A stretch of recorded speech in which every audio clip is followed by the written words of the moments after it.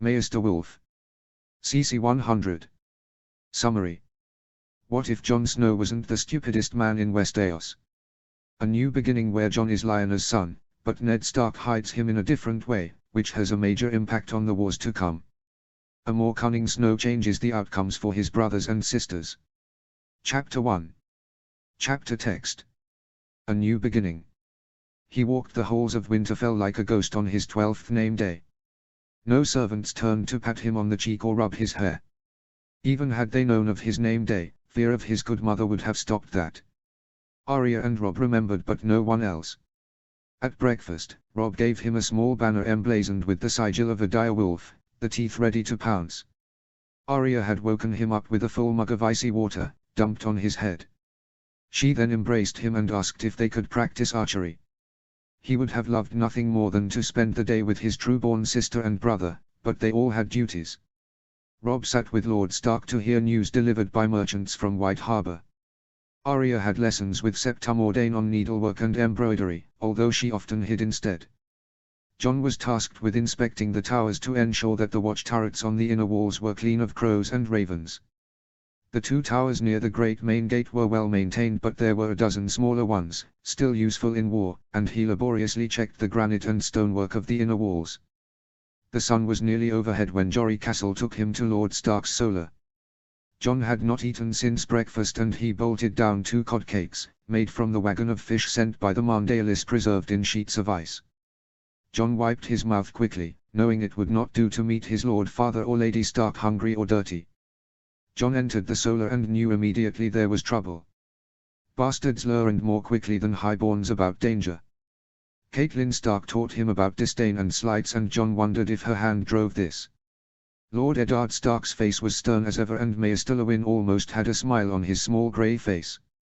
Robb's blue eyes, though, stared down on the ground and his chin trembled.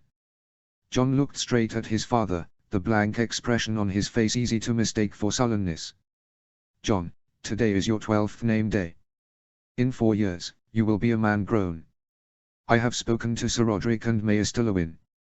We have decided that you should learn a trade," Ned Stark said. "Lord Stark, I hope to serve at Robb's side, as his bannerman or even captain of the guards to House Stark, after Jory," Jon said. "Father, Jon would be a great captain. He is my match with the sword and my better at riding. I would be proud to have him serve House Stark," Robb pleaded. Robb honed his skills daily, and he was too honest to lie, although Jon thought his half-brother better at the lance. Lord Stark looked pained, and for a brief moment, Jon thought his father might change his mind. That hope faded when Lord Stark remained grim and unmoving. "Maester Lewin has written to the Citadel. You will go to Old Town and study there until you can take your vows. When you finish your chain, I will petition the Conclave to return you to the north," Ned said. "You are a bright lad. Perhaps not good at memorizing kings, but you have a grasp of building and smithing. Those are links you can forge at the Citadel. You could bring that back to the north, roads, farms, water mills," Maester Lewin added eagerly. Jon knew why he could not list the 300-year reign of Targaryen kings on the Iron Throne. He was more interested in the knights, Aemon the Dragon Knight and Sir Ryam Redwine. He had admired King Daeron for his reckless courage, but only Robb aspired to the young dragon in their pretend play. "So I am to be banished from Winterfell and the north?" Jon asked. "You will begin afresh down south. There is much to see and do in Old Town," Ned said. "At the Citadel, no one will care about your past. They will judge you on learning, and your mind, Jon, is as sharp as steel. I can teach you history, healing, herb lore, and ravenry, but the Maesters at Old Town can teach 1,000 things more. You can learn how to build castles, and navigate by the stars. You can delve into the secrets of steel and study warcraft," Lewin said. Jon preferred to study by tilts in the training yard than dusty books in the library. "I am Robb's equal, I could lead men in war just as well." Those thoughts were of no use. He was a bastard and no bannerman would follow him in battle. If he was older, Jon could cross the narrow sea to enlist in a free company or go to the wall for the Night's Watch, but he was too young. Jon had no dreams of being a wandering sellsword in Essos, but only a Stark in Winterfell, standing with his brothers and sisters. And like a Stark, He would do his duty, regardless of cost. Yes, father. I will study at the citadel. The caravan would need 7 days to travel to White Harbor, 2 days hard riding by horse to the White Knife River, 1 day to load, and then 4 more to the port city. The merchants would leave the next day to avoid autumn storms on the narrow sea and then take a ship south to Gulltown and Duskendale before reaching Tioche. In that city of merchants, there would be no trouble finding ships traveling west to Old Town, avoiding Sunspear and Dawn. Northmen were not welcome in Dawn after Robert's rebellion. Jon had only a day before the caravan left. Lord Stark dismissed him from his duties, but he finished surveying the crenellated bulwarks of the first keep. Jory took the final parchment marked with rows for each tower with a look of sympathy. Jon hurried away past the curious gaze of servants and guards. He had no need for pity and no desire to encounter Catelyn Stark and witness her happiness at banishing the bastard. Jon sorted through the few things he owned besides the clothes on his back.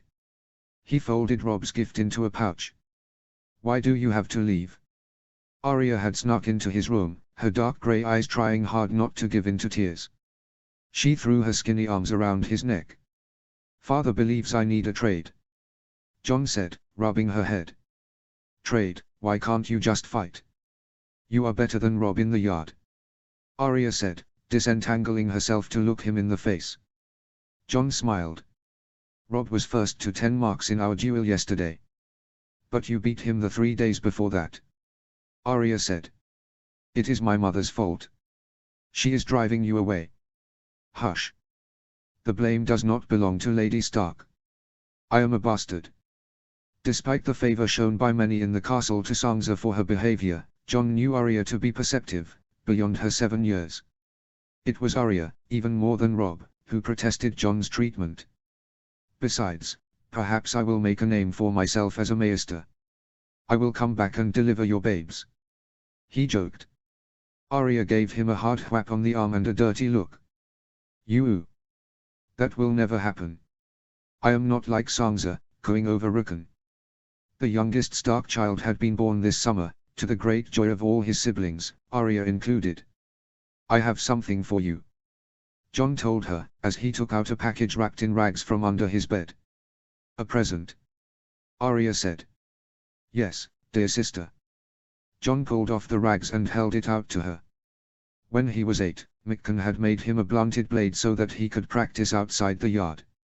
He spent many evenings practicing thrusts and cuts when the Lord and Lady of Winterfell dined alone with their true-born children. Jon sharpened the blade with a whetstone and used a knife, needle and thread to craft a small grey scabbard, layering the inside of the leather with fur. He had long outgrown the blade, but it had been his first sword and held fond memories. Arya's eyes gleamed as she drew the well-oiled blade out and balanced it in his hands. "It is so light and skinny." Jon rolled his eyes. "I was 8 then, and you are only 7 now.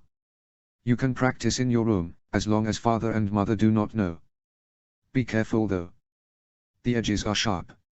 He mussed up her hair again. "One day, I promise to forge you a true sword." Arya put down the present and hugged her favorite brother. This time she allowed her tears to flow freely. "You will come back one day. To Winterfell. Old Town is far away. My return will depend on the citadel and father. But I will remember the north. I will return to you one day. I swear it by the old gods and the new." That night, Jon ate at the low table while Lord Stark gave the place of honor to the merchants who told tales of the Marndalis and lavish banquets at the merman's court. Jon did not need capons, eels, and lampreys baked into pies. He was happy with a simple dish of roast chicken, the meat juices soaked up with hard bread. He ignored the smirk that Theon threw his way as the Iron Islander regaled Robb and the younger Starks with the tale of Balon Greyjoy chopping off both hands of the Maester of Pike. Jon left dinner early. He preferred the cool air than sitting in silence while others either mocked or pitied him. Robb found him in the yard near the broken tower bashing a straw dummy with a training sword, sweat pouring from his face. "You should take out your anger on Theon in a match, and not a strawman. The dummy fights as well as Greyjoy," Jon retorted, bringing smiles to both lads. Robb handed Jon a half-full skin. "Summer wine. Won't father notice?" Jon said, despite taking a large swig. "I spoke to father. In 8 years, You can forge a chain. Lewin will retire and then you can be Maester at Winterfell. Robb said. Your lady mother would never allow that. She worries that I am Demon Blackfyra reborn. Although I doubt Blackfyra was ever banished to the library. Jon said regretfully. I would be 20 years of age. Married, and father would listen to my words. Robb replied with a bit of heat. There were Southron heirs who were 40 years of age and still treated like children by their lord fathers, but in the north, boys grew to men quickly. I may have to deliver your babes, then. Jon said, smiling at the look of disgust on Robb's face. Arya had the same reaction, but she hit me. The two boys chuckled at the antics of their wild little sister. Will you be able to find new sparring partners at the Citadel? Many great knights have come from the Reach. Robb said. Jon shook his head no. Maesters cannot use weapons. Lewin says the Citadel trains knights of the mind. Some rush their studies to learn only ravenry, medicine, and the history of kings. But I will study smithing and warcraft, how to conduct siege warfare and the secrets of metals. I want to build roads and ships. If you go to battle, I will stand by your side, no matter where the conclave sends me. You will always have a side by me, Snow. I would swear that under the weirwood tree. We are brothers, no matter what our names. Robb said. Do you want one last tilt? No, let's just pretend to be heroes from the past, like we did in the old days. Jon said. I will be Cregan Stark. Will you be Aemon the Dragon Knight? Robb asked. I will never be knight, but you will be Lord Stark. I want to be Brandon the Builder. Jon tapped the loose stones of the watchtower. The broken tower was 100 feet tall, and the outside walls are 80 feet high. No one can build castles like this today, like Dragonstone, or Storm's End. The keeps and walls of King's Landing are nothing compared to this. Bran the Builder created those castles with the help of giants, magic and children of the forest in the Age of Heroes. Robb said. Maybe we will live in a new age, and you will be Cregan Stark reborn and the hand of a Targaryen king. Jon said. The two boys laughed, and shared the wineskin, and for that night, played without care. The future could wait. Winter had not come yet for House Stark. Jon Snow walked out the Seneschal's court on his way to the Quill and Tankard in Old Town. He had presented his discoveries on how to reduce the carbon content that made steel brittle to the gathering of Archmaesters. Archmaester Nimos and Gallard argued for raising the temperature of the forge to purify steel. Jon disagreed vehemently. Perhaps in rich cities like King's Landing, knights could afford such an expensive approach for arms and armor, but to use steel in the north and for buildings, a better way was needed. Jon demonstrated the use of blowing air, scrap and limestone to be integrated into a large kiln. How do you not have a steel link yet? Owen Fossoe asked. Archmaester Narin looked at you like you were the Smith reborn. Jon chuckled at the praise of the rosy-cheeked acolyte. Like many in the Reach, Owen enjoyed exaggeration and was enthusiastic about using better steel to make the farms of Cider Hall and New Barrel more productive. I plan to forge my links when I turn 16. Jon said. When he is a man grown, Maester Snow will exceed all of us and quite rapidly. Alras said gaily, to the ready agreement of many of the acolytes. They walked the river road past stone bridges and cobbled streets to an island in the Honeywine. It had been a sweltering summer, but at night, the city came alive with travelers from many countries and the strong smell from lush foliage, as well as the many brothels that serviced the guild halls on the river banks. The last 3 years had passed rapidly. Jon enjoyed Old Town, built around the High Tower, the starry September and the Citadel. He had walked the labyrinth of alleys and crooked streets, marveling at the thieves' market and ragpicker's wind, where anything could be bought even from faraway Yeti. Travelers from all the Khals came to the richest city in Westeros to trade and study, and Jon relished meeting them all. Summer islanders with feather cloaks, perfumed courtesans from Lys, Tiroshi sell swords, ragtag pirates fencing loot too rich for the stepping stones. Jon spent most hours of days and nights in the libraries of the Citadel, studying machines and metals.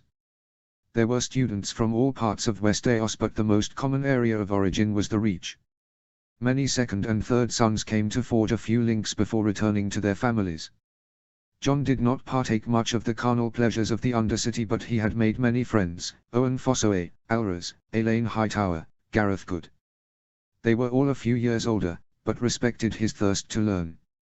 Maester Lewin had been right, no one cared that he was a Stark or a Snow.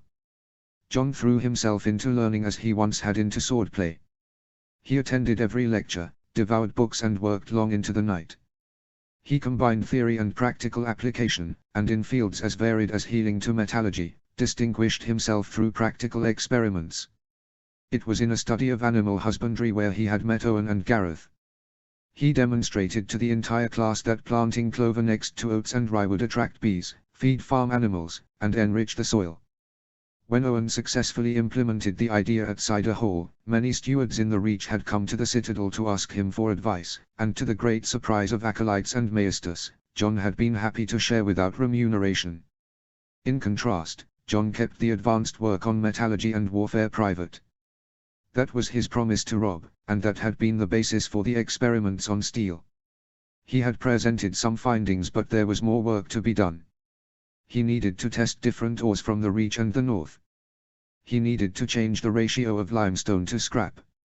He had tried to use that steel in the cocking stirrup of a crossbow and it could not withstand enough pressure. Perhaps, he needed to use charcoal. That might absorb the impurities better.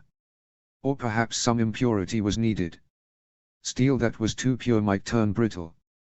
John, we have lost you. His friend opened the door to the tavern and several acolytes inside cheered as John entered, stories of his presentation that afternoon already having spread. What are you thinking about? The best way to melt and cut steel. Alras said with a soft Dornish drawl. Well, yes. I could use the metal in a moldboard plough, and it would distribute weight evenly. John lied.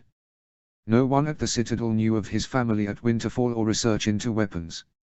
Alras ordered amber wine from the Summer Isles before fixing big soft black eyes on the Northerner. The Fossoes have enough grain and apples. Why don't you celebrate with a whore? Don't say you are too poor. Owen owes you many gold dragons for that last harvest. Perwyn Merryweather intervened, handing the blushing John a large mug of smoky cider. Oh, lighten up, Sphinx. When the lad wishes, all the maids will rush to claim his virtue. He is a pretty one, our Maester Snow. And we all know, Fossoes always want more apples. He brags that the cider at his hall is the best in the Reach. And it is. Owen roared happily. John, you are always welcome at Cider Hall. Unlike these ignorant fools who can't tell cider from piss water. Several of the students from the Reach took to chasing the maids and other working girls of the quill. Alras shrugged and brought out an ivory Sivas set. John nodded and they began to set up the alabaster and onyx pieces on the board. Alras swore on the 7 that he was not a nobleman's son. John was certain that no child of a simple trader could afford such a valuable luxury. He knew too that Sivas was more popular in Dawn than the Summer Isles. They played 5 games that night, and John won the first 4. Alras had the same strategic flaw as most, moving the dragon into play too early to strike against the heavy pieces. John exposed his elephants early in the game, and the enemy dragon flew around the board, allowing John time to develop his cavalry and artillery. Twice, he had slain Alras's dragon with a tray bucket and once with the catapult supported by heavy horse. John enjoyed Sivas, developing his pieces with tempo by counter-attacking. His style was defensive, searching for weaknesses, until Alras would overextend and lose the dragon. In the final game, the Sphinx flung all the pieces forward into a suicidal attack, penetrating John's defenses. That would not work in a real battle. John said, ruefully. Your king is still dead. Alras replied, drinking the last drop of sweet wine and ignoring the glances of the admiring serving wenches. John and Alras walked back to the citadel, the Sphinx leaning heavily on him. John could smell sandalwood and golden heart on the youth's green-studded brigandine jacket as Alras rested long light brown fingers on his shoulder. I know the riddle of the Sphinx. John said. And how does a northerner know that? Alras said. You claim not to be a nobleman's son. John said softly. That is very true. You are a nobleman's daughter.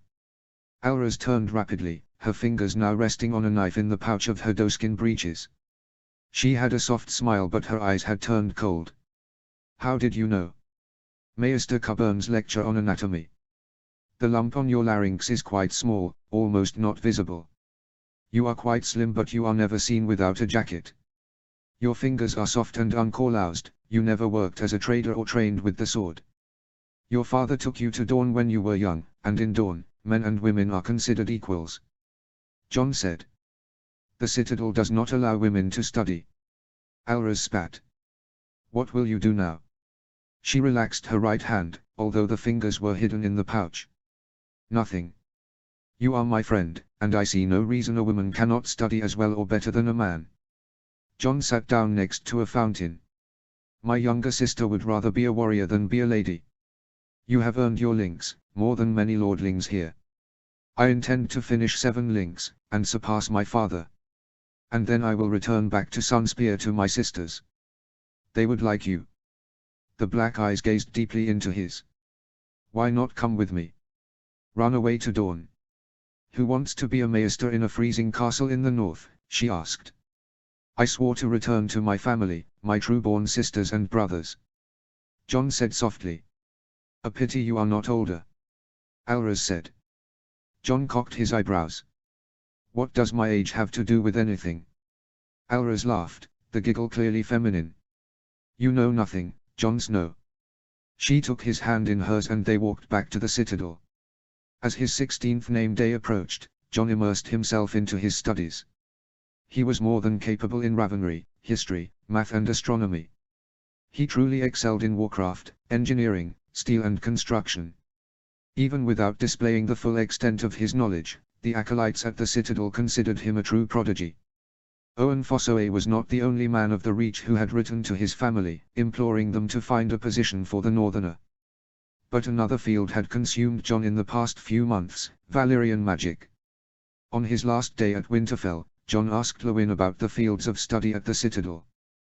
The Maester had been happy to show his chain and links, silver for medicine, copper for history, bronze for astronomy, black iron for Ravenry. Yet Lewin spoke little about the link of Valyrian steel or the higher mysteries. It struck John as exceedingly odd. The Citadel considered Maester Lewin an expert on magic and yet the old man did not believe in its existence. Lewin claimed that trusting in magic was like dueling with a glass sword, but John knew different. Glass could cut in ways that even steel did not. The books on ancient Valyria spoke of dragon glass candles and John knew these were the 3 black candles in the vault of scribes. For an acolyte to become a maester, they had to stand vigil in the dark vault with only the 3 unlit candles. In the memory of the Citadel, no one had ever succeeded in lighting a candle, showing that even with great knowledge, some things remained impossible. But that was not the right interpretation, John thought. Not having done something does not prove it cannot be done. The lords of Valyria could set the dragon glass candles burning with their will alone. With a candle, they could see across vast distances, look into a man's mind, and speak with one another though they were half the world apart. The wizards had used fire and magic, not a forge or a quarry, to forge roads and walls of dragonstone and build tall topless towers where dragons would nest. The Citadel claimed blood magic was long lost, and that the few glass candles remaining did not burn. Valyria had been struck down for the use of blood magic and dark arts, and their dragons were no more.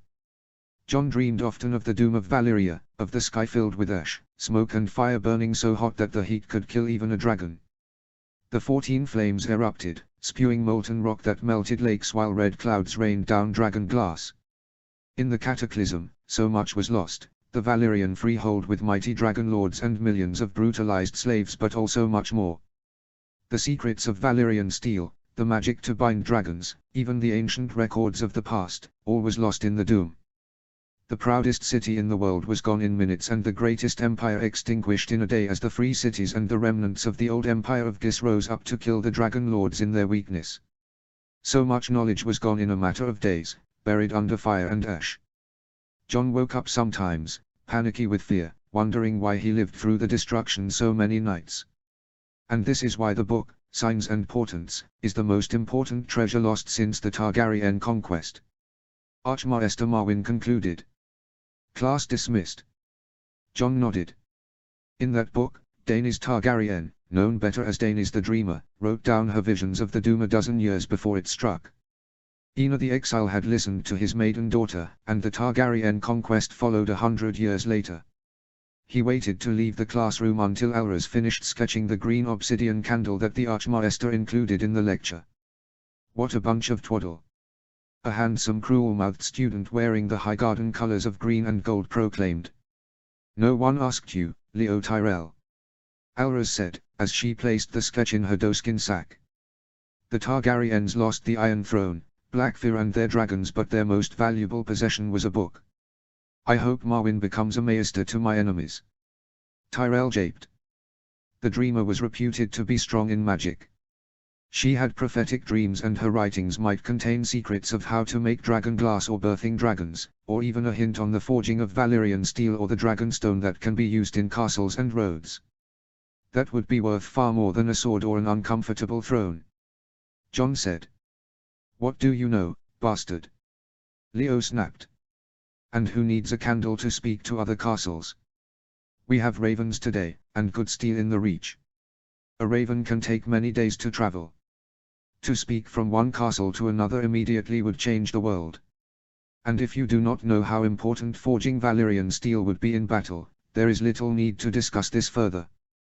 Jon said, walking off with Alras. That fool shames the citadel with every word out of his mouth. Alras said. Not all acolytes are as small-minded, and Owen tells me that not all Tyrells are like that. Jon said. Shall we go to the library? Before he could do so, another acolyte rushed into the hall. Aelane Hightower wore the flaming tower of his house sigil, but the fourth son was friendly and modest. Jon, an urgent raven. He handed him parchment sealed with the Stark dire Wolf. Jon's eyes narrowed. The stream of letters from Arya, Robb and his Lord Father had never been sealed with the dire Wolf sigil. Only the most important correspondence would be, and only the Stark in Winterfell had the authority to use that seal. Jon opened the letter, and read it quickly, his face darkening. What is it, Jon? Alras asked. It is my younger brother, Bran. He has been hurt badly in a fall. Jon said. The letter was from Robb, and although terse, Jon could easily detect the air of Winterfell's worry. Bran had fallen from a tower, but Robb was unsure how it had happened, and Lord Stark was not at Winterfell. Something was clearly wrong, for if Robb did not know, neither did his parents and family. My friends, I must say goodbye for now. I will remember my years here fondly. Where are you going? Alras said. Winterfell. Jon said. Author's notes. As some of you are aware, this story was originally published on another site. I will be restoring the story from my backup files, but I still have to do some minor editing and formatting. Expect the other chapters to be up, probably a couple a day, until I finish the story. Chapter 2, Return to the Wolf Pack. Chapter text. Return to the Wolf Pack. Land ho! The captain of the Arbor Lady cried as the stone-washed buildings of White Harbor came into view. Jon took his eyes off the massive stone that split the port, Seal Rock, a fortress abandoned by the first men centuries ago, long before Aegon's conquest. He approved of the ring of scorpions and spitfires massed on the grey-green rock, although he could see few men on the rock through his spyglass. To reach Seal Rock, soldiers had to sail from the Wolf's Den, a crumbling castle that guarded the mouth of the White Knife. Even in the Greyjoy Rebellion, no Kraken had ever threatened White Harbor, preferring to strike at weaker villages in the west. His friends at the Citadel had been more than kind. On hearing of his plans, Owen, Garth and Aelane had asked for the fastest boat that could make it north. Gunthor Hightower, a knight with Aelane as cousin and Owen as good brother, had asked Redwine friends for the fastest merchantman leaving for east or north. With a letter of passage from the Lord of House Hightower, the Arbor Lady had turned north at dawn, and would drop Jon off before an extended trading trip to Braavos and the free cities of Essos. The Reachman had given him gifts of wine, a harp of goldenwood, and seeds of apples, peaches, grapes and more exotic fruit to plant in the north. Alras presented him with an illuminated book on the Southern Kingdom with detailed accounts of several invasions, the history of Dorne's prickly dealings with the Iron Throne. Jon embraced his friends before leaving, guilty that he had given items of far less value. His most precious belongings were buried in the chest under 2 sets of clothes and the farewell presents. Jon had 7 journals, hundreds of pages of notes, observations and drawings. He had invented many different machines, some practical, some entirely insane. He had created odd musical instruments, mechanical puppets, pumps to move water, hot air balloons, cranks and winches, even a way to divert rivers for irrigation, defense, and barricades. His mind was full of ideas, but at 16 years of age, he had not the time to see to the testing and completion of his designs. That might well change in the north, as he covered the springs and other cast metal hidden in the folds of his clothes. As he stepped on the slick quay, John was greeted by 8 men wearing thick blue-green cloaks and carrying silver tridents. They came closer and he could see the Mondaily crest, a white merman with dark green hair carrying a black trident in a blue-green sea. 2 men lowered their weapons and strode forward to greet him. Jon Snow. The speaker was the fatter of the 2, but both were quite large, bald, and had absurd thick mustaches. He wondered how much ice collected on their faces in winter, and then remembered that the water of the narrow sea lessened the chill. You must be House Mondaily. I have seen Lord Wyman Mondaily at Winterfell, but I do not recall your names. Jon said, still holding his heavy chest in both arms. Will is Mondaily. This is my brother, Wendell Mondaily. Robb Stark asked us to give you hospitality. You could dine with my father and our family in the Merman Court. The big man did not offer to shake hands. Do you have any news of my brother, Brandon? Jon asked. At that, the round moon faces of the 2 brothers softened. The second man, less fat but with a louder voice, said. No, but we saw Lady Stark a few days ago. The sharp look from Willis quieted the younger man down. Lady Stark would not leave her injured child unless something important arose. Jon considered pressing for more details but decided that would take a bit of cunning and too much time. Thank you for your kind offer. I sailed immediately when I heard about the fall, and I would see my brother Bran as soon as possible. All I need is provisions, and a swift horse to get to Winterfell. The look of relief on the older brother's face was clear. The Mondailis had not wanted to dine with the bastard of Winterfell. Then again, Jon had little desire for lampreys, pork pies and the rich victuals that the large bellies of the Mondailis clearly enjoyed. My uncle, Marlon, has horses at Newcastle. He would be delighted to offer one to you. Willis said. Newcastle was the seat of House Mondaily and Marlon commanded the garrison. Jon nodded. The Mondailis would be happy to see him gone from White Harbor. He would be happy to leave, and return to Robb and Bran. 7 days. Jon had ridden hard and fast, and the tough little Garon had done its best to get him there in good time. It could not gallop like a warhorse, but the sturdy beast was built for the north, scrawny legs always churning forward and cutting fearlessly through the chilly winds. Jon had ridden up the White Knife and then crossed west to Winterfell. He was travelling back to the castle on the same road he took to leave. It had been almost 4 years since he had departed his home for Old Town. No, it was never his home. Catelyn Stark had seen to that, driving him away from his true-born siblings. Gods, in that time, Robb would have become a much better swordsman. He was sure to lose a spar. Jon had lost any desire to become a knight. Those dreams of glory were long gone, replaced by journals and experiments. Jon had been happy in his studies and books. He did not know if he would finish his studies as a maester, but he had become a man of science, not of swords. And he had many good friends in the south. Besides feasts dominated by boasting, drinking and brawling, the Northmen were a grim and dull lot. The North claimed their people were more honorable than the paper knights of the south, but that wasn't true. Good and bad existed in both places, and cruel prats like Leo Tyrell could also be found in Winterfell. He would take Owen Fossoway over Theon Greyjoy any day. He loved his true-born brothers and sisters, but he had made friends with a new pack, Owen, Elaine, Garth, Rune, Harlin, third and fourth sons who could care less that he was a bastard. And he missed Elras. She was funny and smart, as mysterious as the Sphinx, and gifted with sparkling wit and endless curiosity. Even he, a green boy at love, knew what a visit to Dawn would mean. Jon felt his mount tremble even before he heard the howl. The Garon skittered to a stop, sniffing from side to side, legs ready to bolt. Then Jon saw the beast.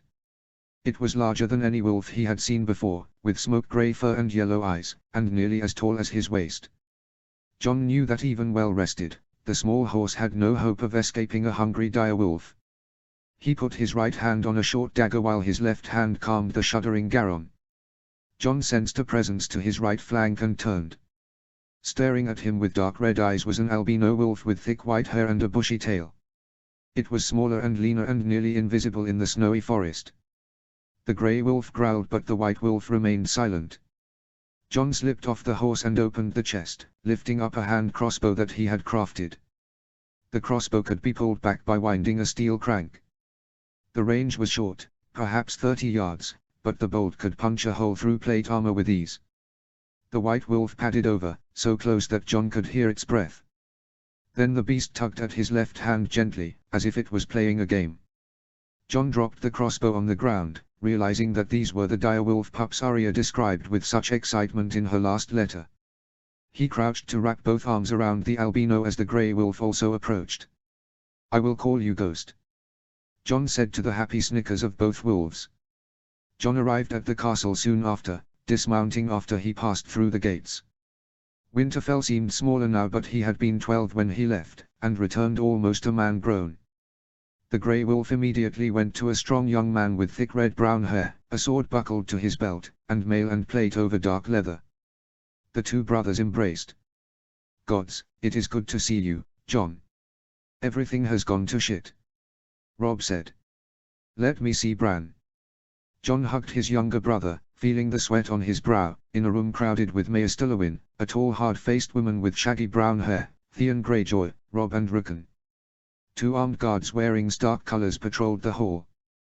John went to work, listening to the chest, measuring the pulse, and feeling the bones of his back. John put his fingers on several pressure points in the legs, asking Bran how much he felt. The boy answered bravely, but there was little hope in the once happy face. "I will never be able to walk again, John, or use a sword, or shoot a bow," Bran sobbed. John finished his inspection and turned to the boy and spoke gently. "You may not gain control of your legs, but we can strengthen them. You can ride, Bran. Just 2 days past, you rode on the saddle that Tyrion Lannister designed," Robb said. "Yes, and I was nearly killed by wildlings. I was useless," Bran said. "You don't have to be. Robb, could someone bring me my chest?" John said. The tall lean woman rushed out to comply, and in less than a minute, was back with a wooden sea chest with bands of black iron.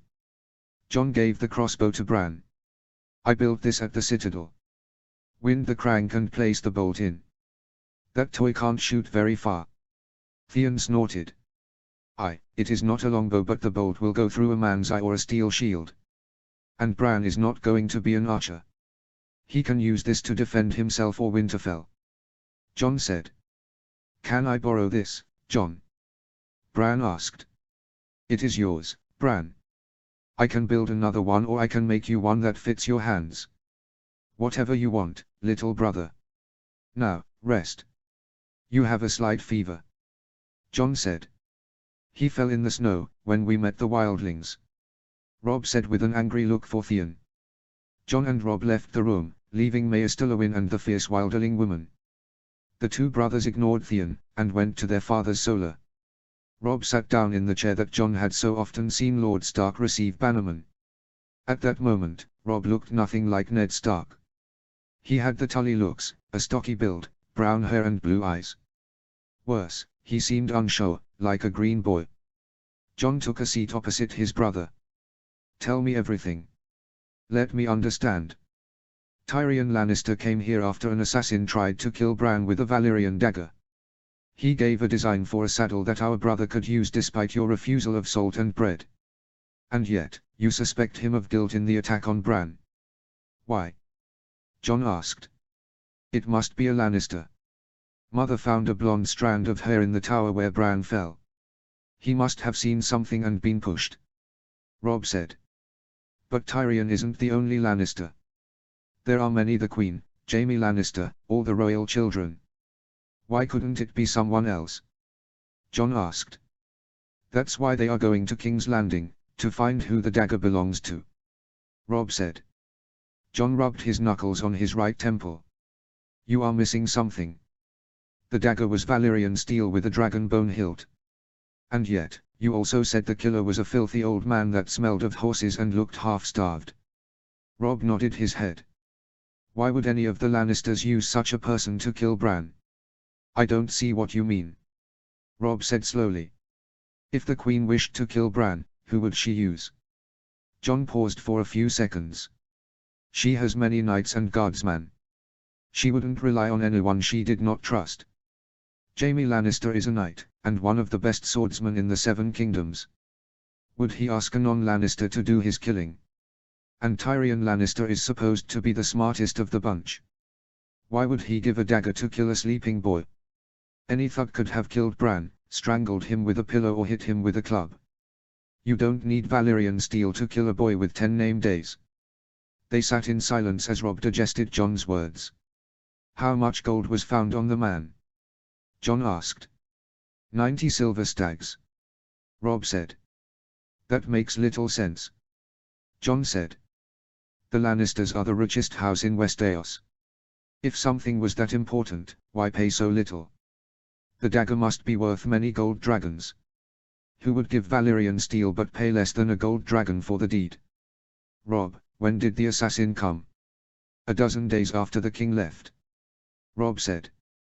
Jon thought for a moment, and then beckoned his brother to a map of Westeros. In 5 days, the king's party would reach the neck. What if there, someone found a bandit and gave them the dagger and the stags? That man would take a week to reach Winterfell. But who, why? Robb thought. That bastard. He yelled and then flushed before continuing his thoughts. Sorry, Jon. If someone found an assassin 5 days later, then it wouldn't be the Queen, the Kingslayer or the Imp. They would have planned better. So who do you think it is? Jon asked. He did not know the full details of the royal visit. Joffrey.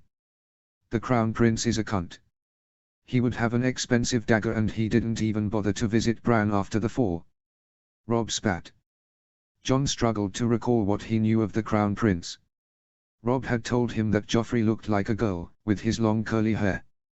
Isn't Joffrey only 12 years of age? Jon asked. You didn't meet the cunt. On the road to King's Landing, Joffrey got into a fight with Arya. The king killed Sansa's dire wolf, lady. Robb said. Father needs to be warned. Jon put his hand on Robb's elbow to stop him from leaving. Robb, you can't just send a raven. He is at King's Landing. Others might be watching him, or reading his messages. If they know you accuse the Crown Prince of attempted murder, he may be arrested for treason. We can't let Joffrey get away with this. He tried to have Bran killed. Robb argued. I believe you, Robb, but look at the facts. We have no proof. The assassin is dead. Your mother has the dagger, but even if it was certain that it belonged to Joffrey, he merely has to claim he lost it in the north. It is too bad that Lady Stark was not here when I came. Then she could carry our message to father. I wish I didn't miss Tyrion Lannister as well. Jon said. Why would the imp help? He is a Lannister. Robb wondered. He helped Bran. I doubt he would approve of his nephew's plot. If we could get him on our side, that may be to our benefit. He is said to be quite clever. Jon said. We must do something. Robb said. The last Stark who accused the crown of crimes did not fare well at King's Landing. Jon replied. The Stark children all knew the story of Uncle Brandon and Grandfather Rickard, murdered by the Mad King. Father and our sister may be in danger, and we must be careful. We cannot tell father directly, but a raven from a bastard brother to a beloved sister may be overlooked. I will write a message to Arya and hope she understands. Thank you. I am glad that you are back. Robb said, the lines of worry softening at the presence of his closest friend. I vowed to be by your side if you ever had need. Jon said. I would keep that promise, no matter the cost. Arya burst into the solar of the Tower of the Hand past several Stark guards. Her father was poring over letters from the Iron Bank on the borrowings of the crown. He grimaced more from the thick reams of parchment than any war injury. Father! I have a message from Jon. Arya shouted. Jon! But why is he writing? Ned said as Jory and Hood walked in the room. Apologies, Lord Stark. We told the little wolf that you were busy. Jory began. Ned sighed and then smiled, knowing how difficult it was to tell Arya anything. The wolf blood of his brother and sister flowed strongly in her veins. That's no problem, Jory. I need a break from these papers anyway. Make sure there are no spies or listeners in the hall. I would speak to my younger daughter. He waited until both guards left before turning his quizzical eye on Arya. She handed over the letter.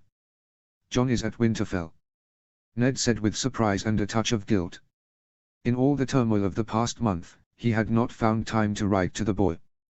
Look at his words carefully, father, Arya said. She pointed at the lines near the end. Beware of lady killers in the capital. He has already attacked a younger wolf. For some, that read as a jest to a maiden about her innocence. But Ned felt shame for killing Sansa's wolf. I do not understand. Father, the lady killer is Joffrey. He is the reason Lady died. Jon wrote the letter to me. The younger wolf is Bran. Jon and Robb must believe that Joffrey hired a killer for Bran, Arya said. But how would Jon know? Ned asked. He read through the letter. To a spy, the words mostly spoke of Jon's efforts to help Robb with Rickon and Bran. Jon was delighted to see again the 4-year-old Stark who missed his mother. Rickon had been a tiny babe when Jon left for Old Town. Ned was dismayed that Catelyn had abandoned their youngest to come to King's Landing, but his wife felt compelled to investigate the dagger. I do not see how Jon could know. He has never met Joffrey and he was not there at Bran's attack. Father, Jon is clever. He has always read more than anyone else. You must believe him. You must do something. I know the quality of Jon's mind and heart. But I cannot accuse the prince based on this. And your brothers Robb and Jon know this. That is why they send a message to you, in these lines. Ned said. In his mind, he wondered what other things the two eldest Stark boys could not say. He had no one he could trust to go back to Winterfell and speak with Jon, and the trip there and back was too long. Even he knew enough of the Game of Thrones to know that he could not send a raven speaking clearly about these thoughts. Ned gave the letter back to Arya. He needed time to ponder how Jon had divined Joffrey's involvement. He was still thinking of that question when he received the raven that Tyrion Lannister had been captured by his lady wife. At Winterfell, Robb received the raven with dismay. Lady Stark had sent word from the Eyrie, proclaiming her fortunate capture of Tyrion Lannister. Robb was more certain than ever that Jon had been right and the circumstances of the dagger and assassin pointed the guilt to a different party. The last week had been the best since Bran's accident. Rickon had enjoyed the affections of his half-brother. The 4 direwolves had formed a tight pack, keeping a careful eye on Shaggy Dog's wildness and hunting together in the woods. Both Bran and Rickon had marveled over the gadgets Jon had brought back from the Citadel, a faux glass from Myr, carvings of dragons and sphinx, puppets on strings, and a mechanical bird that could sing. Robb had been more enthused by the Gold, strong wine with a dark purple color, heady and rich on the tongue.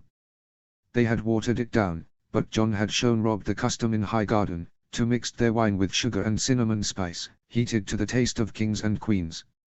When these troubles were over, he hoped for a day where he and his brother could drink without care. He stepped down to the courtyard to see Bran in a wooden chair, rolling along with his hands.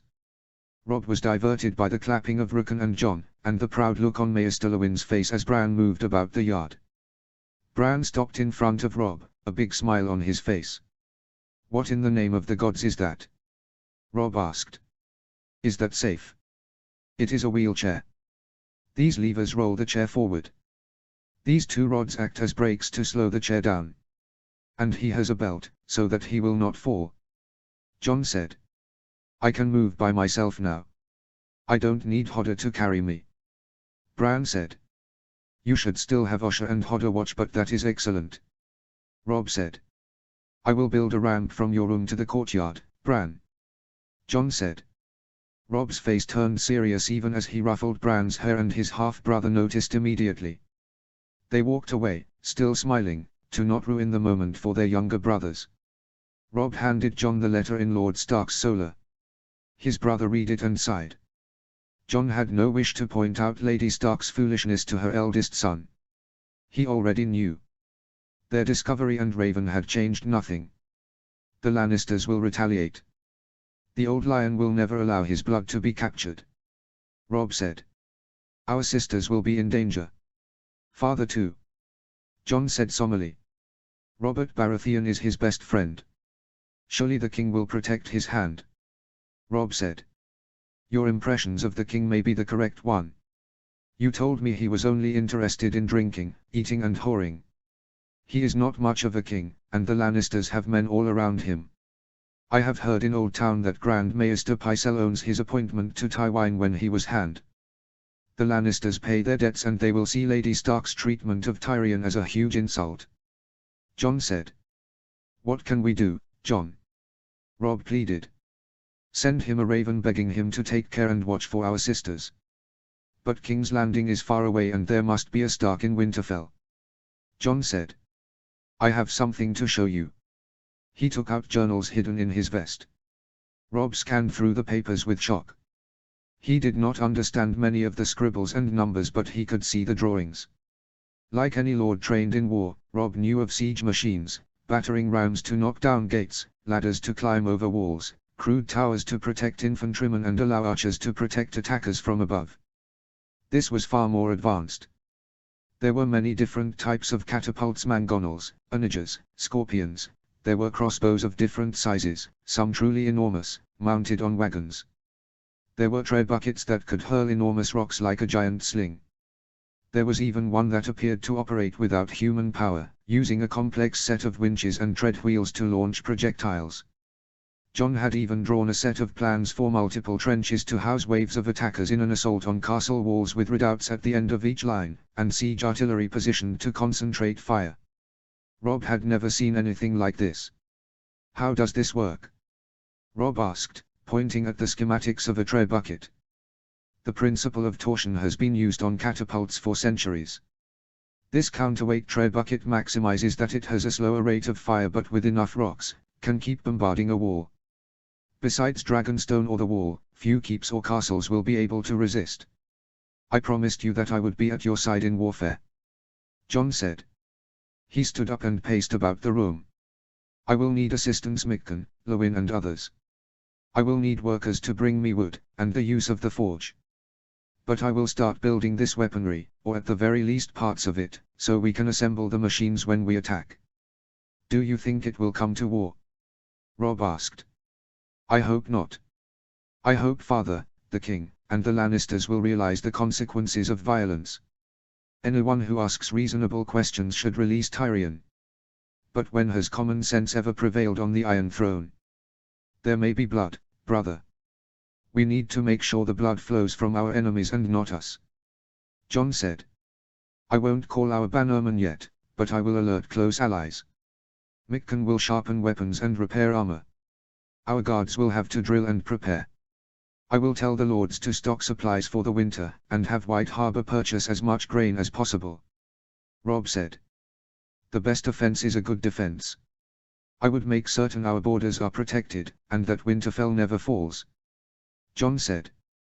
These were lessons he had taken from Sivas.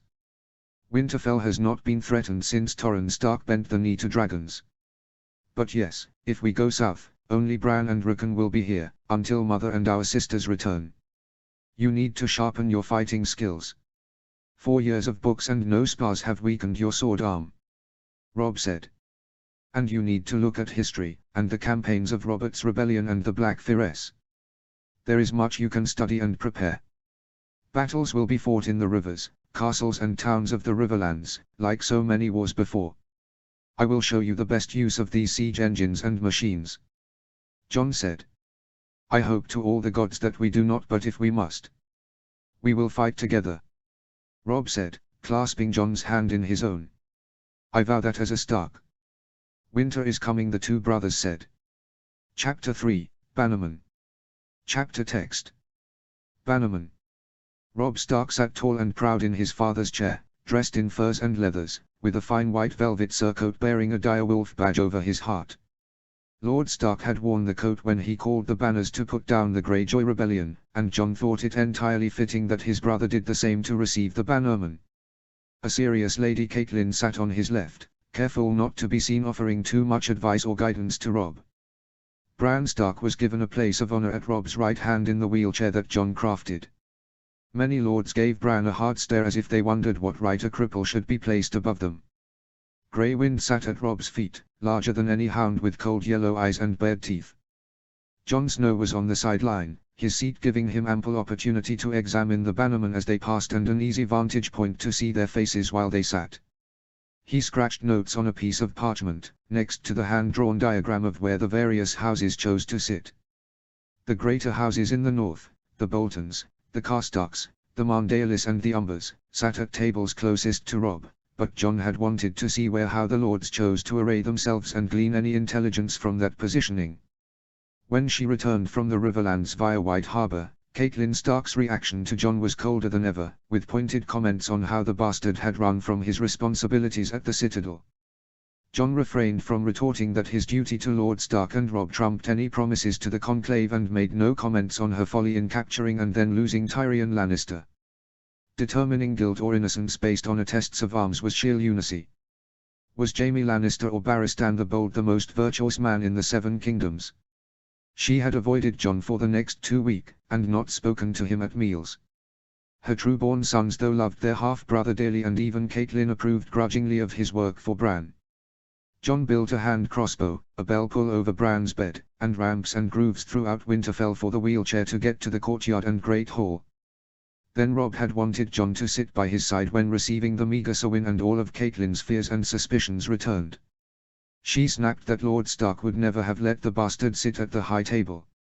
In another life, her cold disdain would have bothered him more. But Jon had grown up in the 4 years at the Citadel and Old Town. He was confident of his talents and abilities and knew his true place in life staying by his brother's side.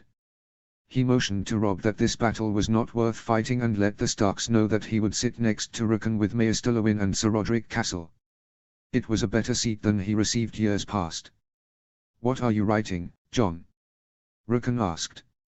"Just some notes on our allies." "Do you know all the houses in the north?" Jon said.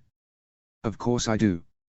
Rickon puffed up with pride and the other Stark retainers smiled with encouragement. "The White and Green Mermaid is House Mardaeli. The Flayed Man is House Bolton.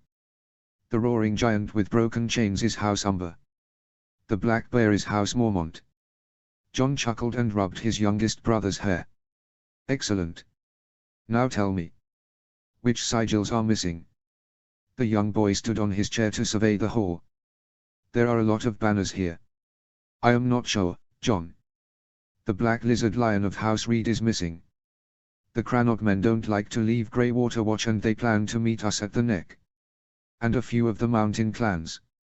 Mostly because it is difficult to travel from there, but they will join us.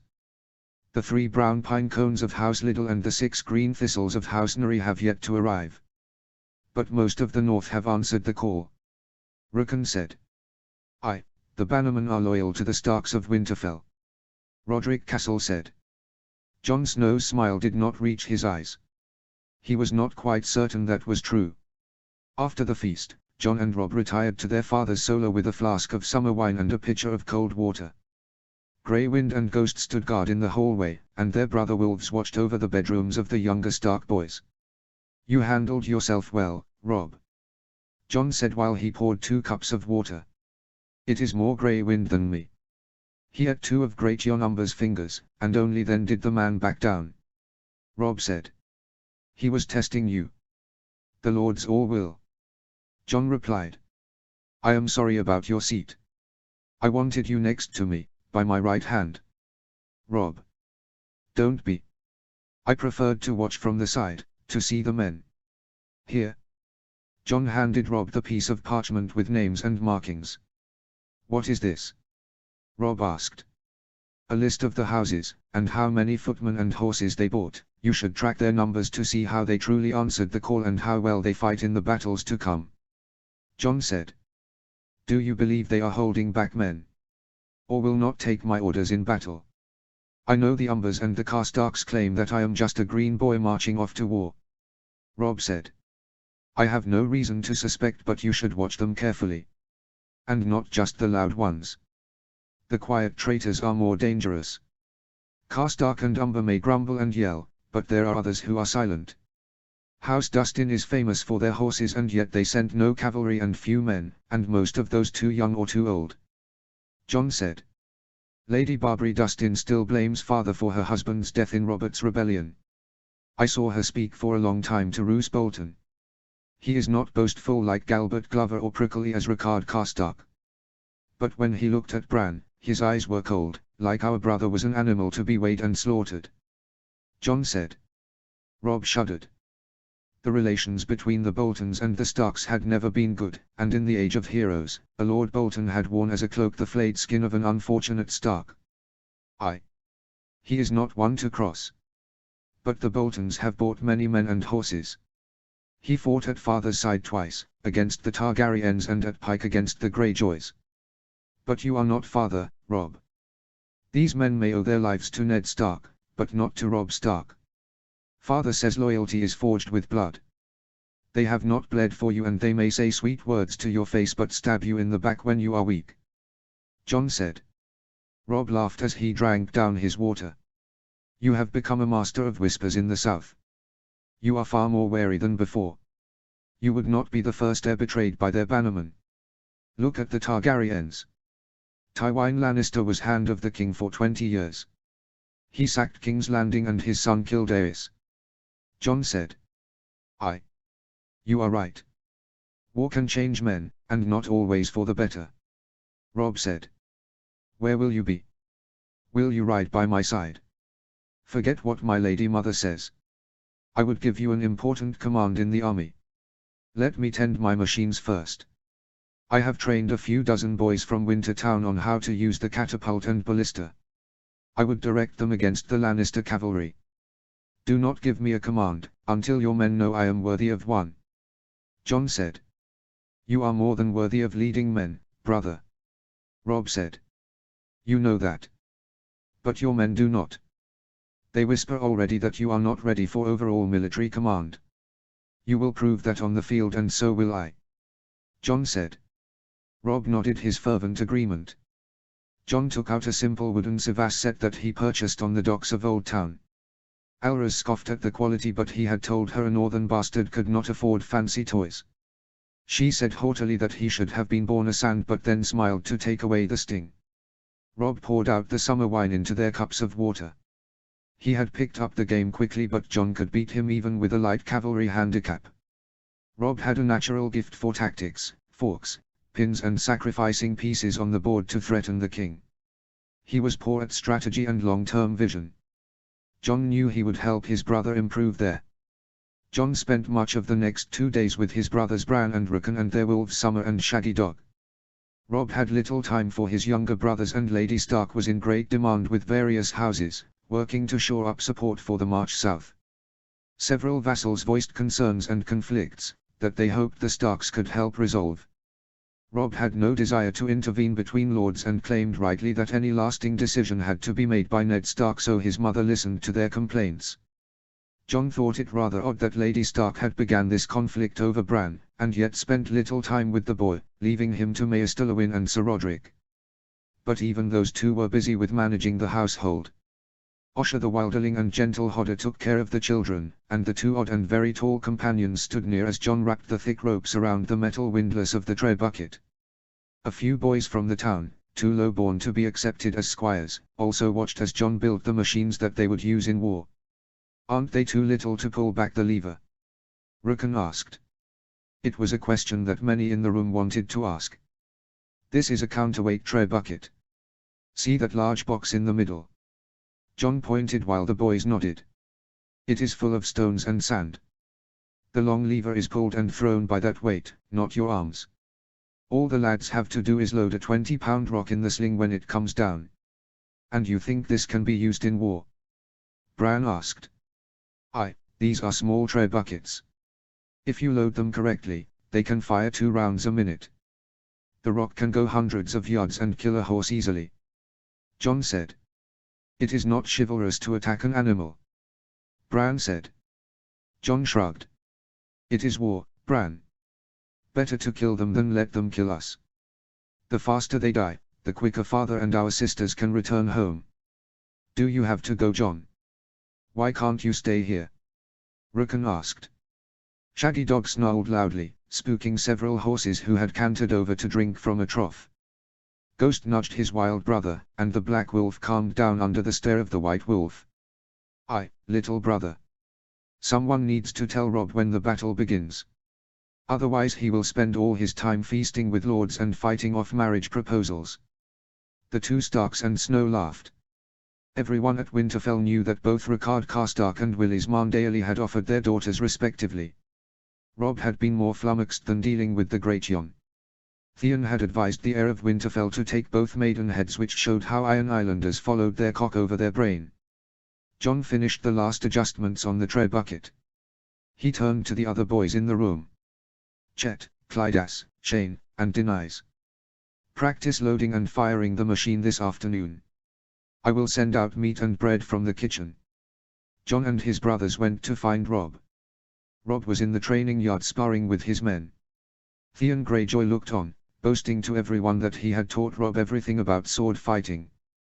Jon doubted that was true. Rob was good with the blade while Theon preferred the bow.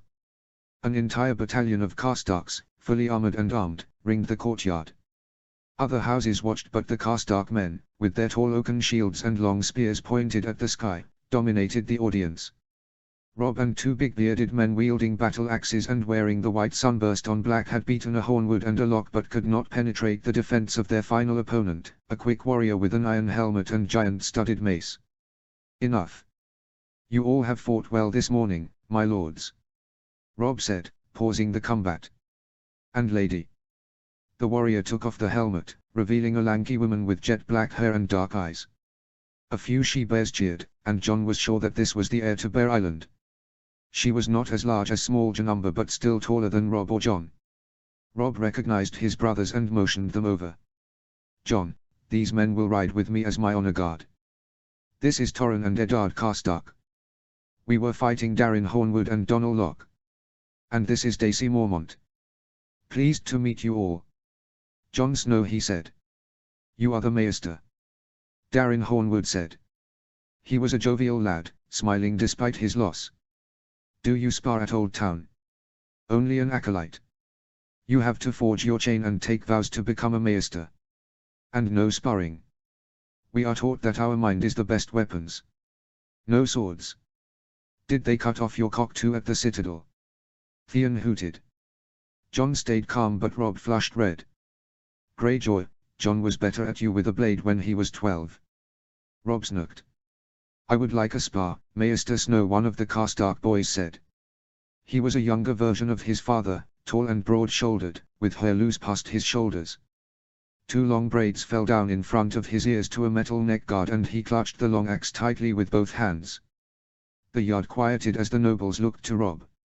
Jon knew Rob could not refuse the challenge without losing prestige. He wondered if Lord Karstark had planned this to proclaim that Rob was a green boy with a cripple and a weakling for his brothers while his two sisters were prisoners at King's Landing. The North preferred swords and spears, not books, Jon thought. Then again, they had not seen what a tray bucket could do to castle walls. I accept, Karstark. Eddard Karstark nodded and Jon took a blunted blade from a rack. He jabbed once and twice for balance and to feel the weight. Jon, don't you want any armor? Rob asked. Eddard wore boiled leather with large metal plates over his shoulders and chest. Jon noted that Karstark had little protection on his arms. No, I won't need it to win. Jon said to the snorts of several of the Karstark men. He planned to use quickness and had no desire to match blows with his broad-shouldered foe. Ricard Karstark and Roose Bolton had joined the crowd, as had both Umbers and the Glovers. The courtyard was filled with lords and knights, and many eyes stared hard at Jon, wondering how a Maester would handle a blade. Jon raised the sword to Eddard, keeping his left leg behind, so that he offered the smallest target to the battle axe. Karstark swung with all the might of his arms, and Jon merely backed up, the axe whistling through the air. Jon danced around on the balls of his feet, sidestepping to the left and right, and the sword barely moved, and even then, the least energy possible was used to deflect the axe blows. The attack and defense continued for several minutes with Karstark increasingly annoyed, and taking heavier and wider swings. Jon was certain he could nick his opponent easily in both elbows and upper arms or slash the right thigh, but he decided to end it quickly without bloodshed. He slowed down and Karstark unleashed a mighty blow from his right. Jon stepped forward, using the blade to turn the momentum of the axe down toward the hard-packed earth. His right foot was past Eddard and the axe buried in the ground, when Jon turned to his foe's exposed side. He stamped viciously on the back of the right leg, and as Eddard stumbled onto his knees, Jon slammed the pommel into the back of the neck, knocking him to the floor. He then ran the blade over the back in a motion that would have exposed heart and lungs in a real fight. The yard was stunned except for loud cheering from Bran and Rickon. Robb chuckled first, and then several bannermen applauded, even if the Karstark soldiers did not. Jon held out his hand, and pulled Eddard up, although the axe remained on the ground. "Thank you for the spar," Jon said. Harry and Torren came over to check on their groggy brother, with their father standing aloof. "You swing too hard." Eddard's sense were returning. "What do you mean?" Jon picked up the axe and handed it back to him.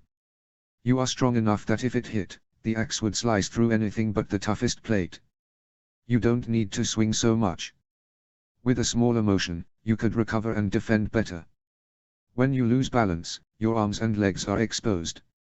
You would fight better if you fought easier," Jon said. Eddard placed the axe on his belt, and then stood up to shake Jon's hand, his admiration clear to anyone nearby. "You may be right, Snow. I would like to fight by your side." "We will, when we face the Lannisters," Jon said. "Where did you learn that? Is that how knights in the south fight?" Rickon asked. "I am no knight. I have to use these tricks to keep up with your brother Robb. He is a great swordsman, far better than Theon," Jon said smirking. "You will have to show me that move, Snow," Robb said. "Now, let's have food and drink." Jon mopped up the remains of venison, turnip and barley stew with warm oat bread. It would not be considered much of a meal in the Reach, but the food was rich and hearty, and washed down with weak ale, satisfied his simple tastes. Robb ate with his honor guard, and Jon saw pork pies, roast pig, turnips smothered in butter and wine at the high table. Wendell Marndaly had invited him to join them, but he had declined, saying that seat of honor was for Robb's protectors, and he was happy to dine with his brothers, Bran and Rickon. The younger Marndaly apologized again for not hosting a dinner in White Harbor, but Jon said he was grateful for the sturdy horse, and accepted an invitation to revisit the Mermaid's Court after the war. As they ate, Jon told stories of Old Town to Rickon and Bran, cobbled streets that turned into small islands connected by stone bridges, bustling with travelers from faraway places, Essos, the Summer Isles, and even more exotic locale. Old Town was second in size only to King's Landing, and there had been settlements on the Honeywine as soon as the first men had settled Westeros, 10,000 years ago. He hoped one day to return there, perhaps with Robb, Arya and their younger brothers, and introduce them to the Reach.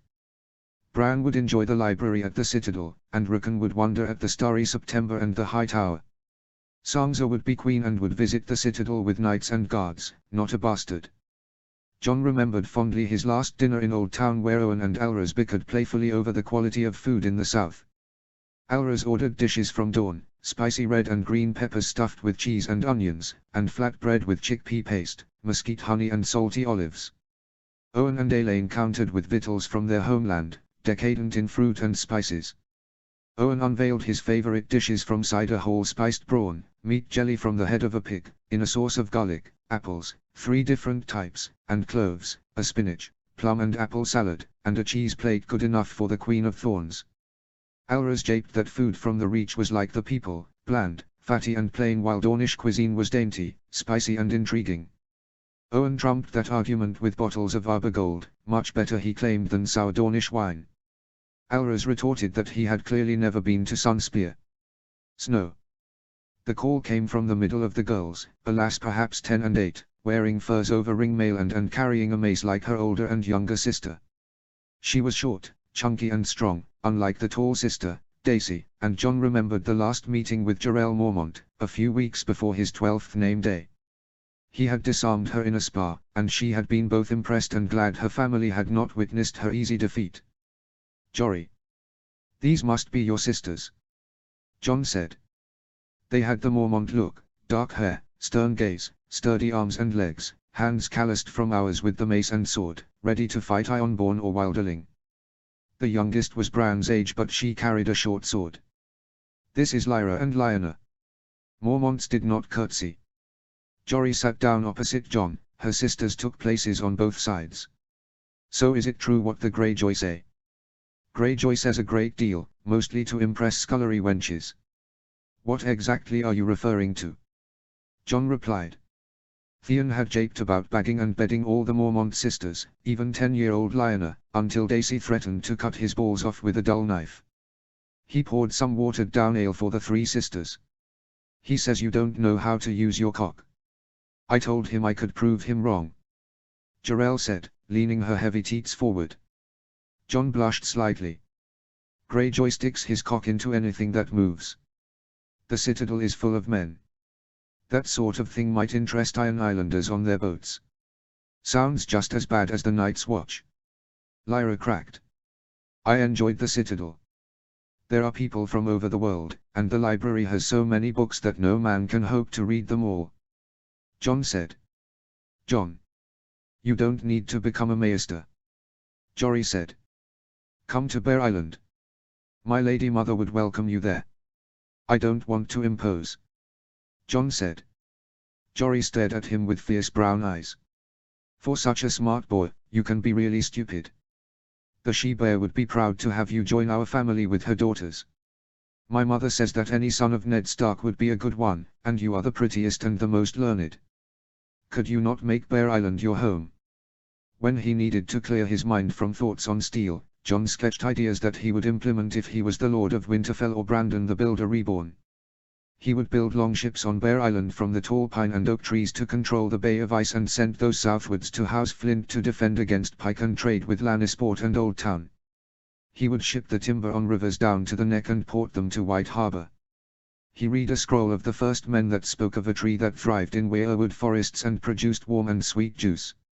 He could plant those trees in Bear Island and sell the sap in the south. "Jon Snow, what are you thinking?" Jory said. "It is a kind offer. But my first duty is to Robb. While I can help him, I will. I promise to come to Bear Island someday." John said. "You would be welcomed by us," Lyra said, her strong calloused hand stroking his wrist. "Many of us, not just Jory. Mother speaks well of you to all her daughters." Snow." Jarell jabbed her finger at his chest and gave a crooked smile. "Stop living with your head up your ass and your cock in a book. Now tell us about these weapons you craft. They say you have dozens of younglings manning these things." John took the Mormont girls out to inspect the catapults and scorpions. They understood the ballista easiest. After all, it was just a large crossbow. John kept the tread buckets hidden. Those siege machines would be a surprise, nasty for the Lannisters and pleasant for the Starks. John was glad the final feast of Winterfell was tonight, and they would march in the morning. There had been too much drinking, boasting, and brawling. A Bolton man had pulled out a knife and threatened to flay a Hornwood knight. Roose Bolton intervened and his cold eyes froze the other retainers, but the lone Bolton man slowly backed down, the strange broad grin not leaving his face. John wondered whether the man was a fool or mad with bloodlust. Even Lord Eddard Stark had been careful around Roose Bolton.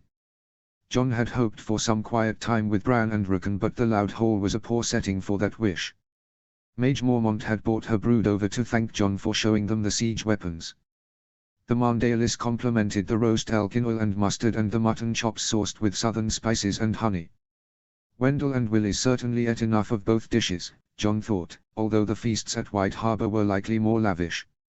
Lord Sewin promised to send his Eccles to visit Bran at Winterfell and serve the Starks. Clee was 2 years older than Bran, but John was happy that his young brothers would have male company close to their age. John left dinner, with the loud boasts of Rickard Karstark, Theon Greyjoy and Robert Glover still ringing in the hall, to put Rickon and Bran to sleep. He told Rickon a story of the Targaryen Queen's visit to Winterfell in the time of Alaric Stark and hugged a lonely Bran, promising that he would return and bring their sisters back. The pack would reunite one day, and John knew that Ghost and Grey Wind promised Summer and Shaggy Dog the same.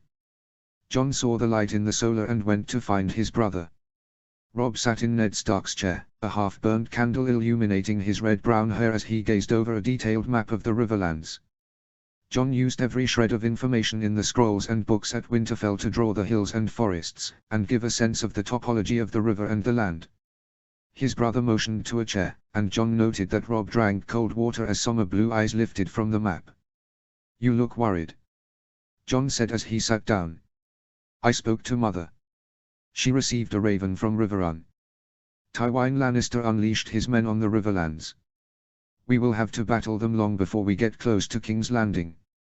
What if they hurt our sisters and father when we march?" Robb said. "Then they are fools. Father is their most valuable prisoner. You are his heir. If they should kill him, you become Lord Stark with an army, and it would be Robert's rebellion again. We would get revenge and another would sit on the Iron Throne." Jon said. "You didn't meet Joffrey. The boy is cruel and callous. He ordered Arya's friend, a butcher boy, killed by the Hound and Sansa's Wolf executed. He may mistreat his prisoners," Robb said. "Killing the Warden of the North would prolong any war. The Lannisters must know that. Whatever the outcome in battle, if father is alive, a settlement can be negotiated. The Mad King killed both Lord Stark and his heir and everyone knows what happened next. Had Aes imprisoned Rickard and Brandon, we would still bow to dragons. Only a fool doesn't know that Arya and Sansa are far less valuable than Lord Stark to our bannermen, and that the North would be honor bound to revenge their liege lord's death." Jon said. "I want all of them back. They belong to the North, not in that shithole of King's Landing." "I agree. We love our sisters, but not every lord sees a girl as that precious. Even father treated Sansa as a prize to be married off," Jon said. "Sons had always been valued more in the succession, since the Dance of the Dragons. What is truly on your mind, Robb? Gods, we are so young. Are we really ready to fight a war?" Robb said. He looked far more hesitant than when he faced his bannermen. Robert Baratheon and father called their banners when they were but 19 years of age. Jon said. 19 is not 16. We should be training in the yard, learning how to be lords, and considering betrothals," Robb said sourly. Jon thought his brother presumed a great deal that father would train a bastard to be a lord or find a wife.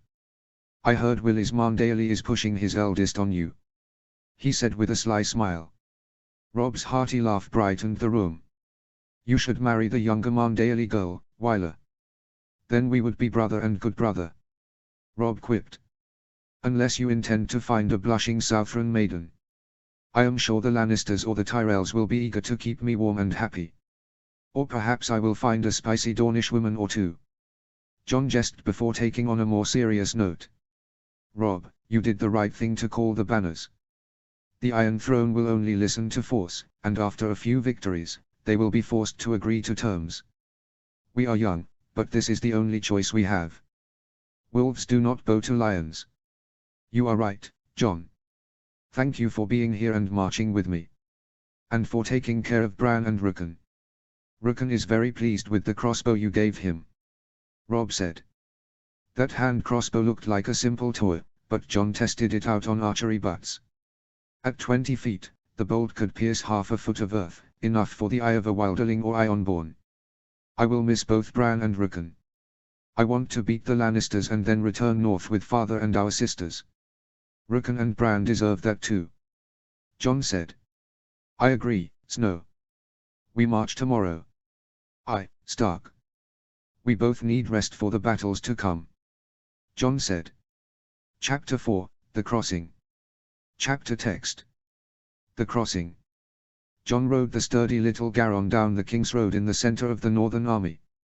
He kept watch over the catapults, tread buckets and other siege machines pulled in several wagons and his special supplies, saws, hammers, ropes, block and tackles, nails, adzes, and large 9-inch nails. Each boy trained for the artillery had responsibility for certain tools, and Jon received reports daily on the equipment. The wagons also carried steel gears, hooks and pulleys and a large load of ironwood, strong and hard but also quite light. Robb had made excellent time, and the army had reached the neck in 5 days. Jon dismounted and prepared for nightfall. With Ghost by his side, he spoke to the boys in each wagon, making certain from their leaders that there was ample food and drink. After he finished, John fed and watered the Garon and proceeded to walk about the camp. Ghost caught the scent of his littermate Grey Wind, and the two dire wolves had gone off to hunt. Years ago, before the citadel, John occasionally envied the attention paid to Robb as heir to Winterfell. On this march though, he was happy to be a Snow and not a Stark. Every minute, Robb was surrounded by nobles and lords who wanted his time. The Umbers demanded to march before the Glovers. The Glovers asked for funds from Winterfell to build ships to repel the Ironborn.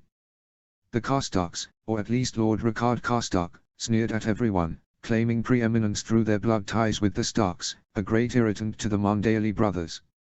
John thought Robb managed the army well, handling the many lords and heirs. 12,000 men and 3,000 cavalry had ridden down from Winterfell.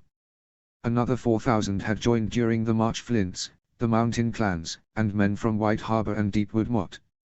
Every morning and evening, Robb had ridden with a different lord, giving an ear to concerns and asking about their family and men.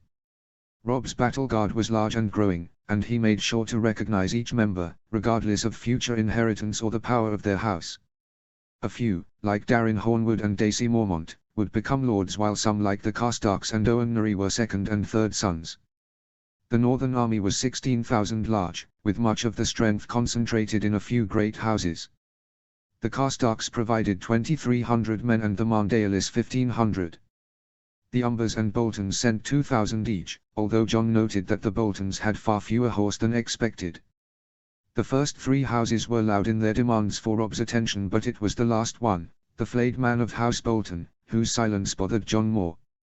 The Bolton men were as hard and aggressive as any Umber or Karstark, but a silent Roose Bolton controlled them with a silent but iron fist, and John found that more disturbing than arrogance or boasts.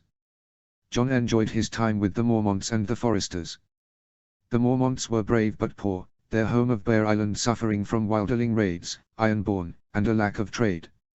Mage Mormont, a short-tempered, proud and willful lady, had brought 3 daughters south, Dacey, Lyra and Jarell, and they were all tough and could wield a spiked mace better than any man. If he had a working forge, John would have offered to craft stronger armor for the she-bears, as he admired their fierce strength.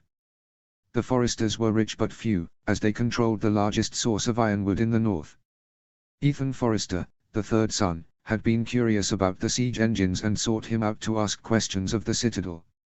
John was happy to answer them, for one day, when Robb was Lord of Winterfell, he planned to visit the forests and experiment with uses of ironwood material in water and windmills. Snow.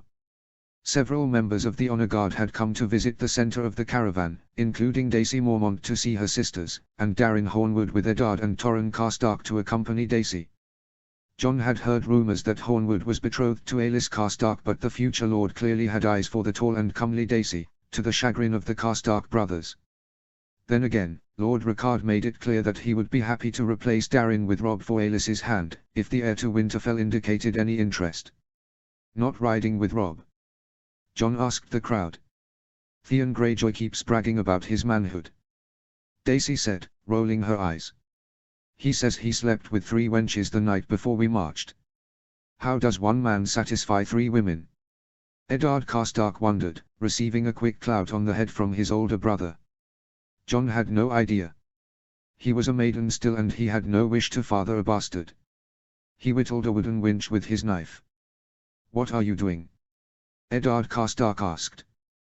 The winch can be used for a pulley. John continued despite the confusion in their faces.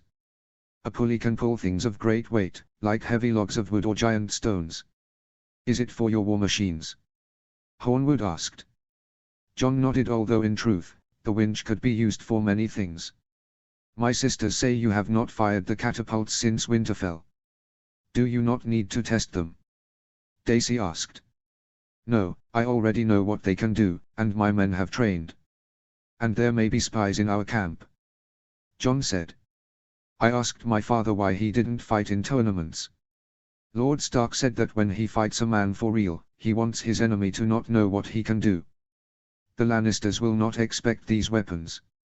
They will pay for their crimes against the North. We will see how well their cavalry hold against artillery. A day and a half later, the Northern army had reached the Trident. That river was the heart of the Riverlands, and they were at the Green Fork. The Trident was not wide at that point, but the river ran high and fast at the crossing. The first battles of the war went poorly for the Riverlords. Jaime Lannister broke Lord Vance and Lord Piper at the Golden Tooth, advancing to Riverrun. Sir Edmure Tully had been taken hostage, but Piper and Blackwood led survivors back to the Tully Castle, forcing a siege. Gregor Clegane's forces had joined with Tywin Lannister after wiping out Sir Beric Dondarrion, and that army was pillaging and burning the land. Robb's force reached the Twins in the late afternoon. The stronghold consisted of two identical castles with high walls, a deep moat, and a barbican and portcullis on both sides. The stone bridge was less than 500 feet long and wide enough for 4 war horses to ride abreast or 2 large wagons. The Freys could dig channels, making each castle an island, and the bridge was guarded by a strong tower with arrow slits and murder holes, and portcullises for defense. Anyone who controlled that central tower could rain death onto the bridge. The Twins lied directly in the path from Winterfell to Riverrun. The ancestors to the Free family had chosen this point, the narrowest of the Trident, and constructed the only bridge for hundreds of miles on each side. It was an astute decision, Jon thought, as he examined the lush forests nearby. The lords were summoned, and Jon walked over with Mage Mormont and Roderick Forrester to the command tent. A small group of knights with 2 blue towers and a bridge as a sigil stood outside. Lady Stark's face was sour, and Jon was thankful he was not to blame for her mood. Robb was stone-faced, but the anger of the Great Jon and Lord Karstark were obvious to all. "Lord Free refuses us passage," Catelyn Stark said. "He claims he does not wish to anger the Iron Throne, and that Tywin Lannister has a long memory. His liege lord is besieged at Riverrun. He has sworn oaths to host a Tully," Robb said. "The word of a Free is about as worthless as one of their knights in battle," the Great Jon said, to agreement of many northern lords. "Do you think he means to betray us to the Lannisters?" a nervous Robert Glover asked. "Walder Free is cunning but cautious. He will wait and wait until he is forced. He wants the greatest reward with the least risk," Lady Stark said. "We need to cross the Trident," Robb said. "There are 2 Lannister armies. If we cannot cross, our allies will be crushed by one, while we must fight the other. We should attack the Twins. We have 4 times as many troops as they," Theon said. Jon thought of the incredible stupidity of that comment. With the bridge as a source of supplies and reinforcements, the castles were difficult to besiege. Whoever controlled the water tower ruled the bridge. And the Freys had seen the northern host from miles away. The fortresses would be well stocked with men and food. Theon's lack of skill as a military strategist was only matched by his preoccupation with his cock. Fortunately, Robb had better sense. "No, a siege would cost us many months.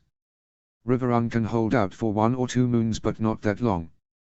Mother, you will need to treat with Lord Free," Robb said, the disgust clear in his voice. "Walder Free will extract a heavy price, my lady," Rickard Karstark added. "He is as greedy as he is lusty.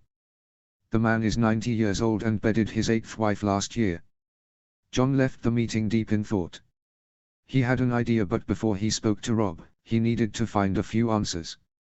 With Ghost and Grey Wind watching, he cut a long, thin pole from a dead oak tree and then stripped the branches. He marked off 1-foot increments on the pole and undressed to jump into the river. The current was quick, but Jon was a strong swimmer and stayed close to the western bank. He jabbed the pole deep into the riverbed and then swam for the shore, his right hand steady. 8 feet deep. Less than he expected. When he emerged cold and wet, he saw the lush forest of trees, oak, pine and hawthorn.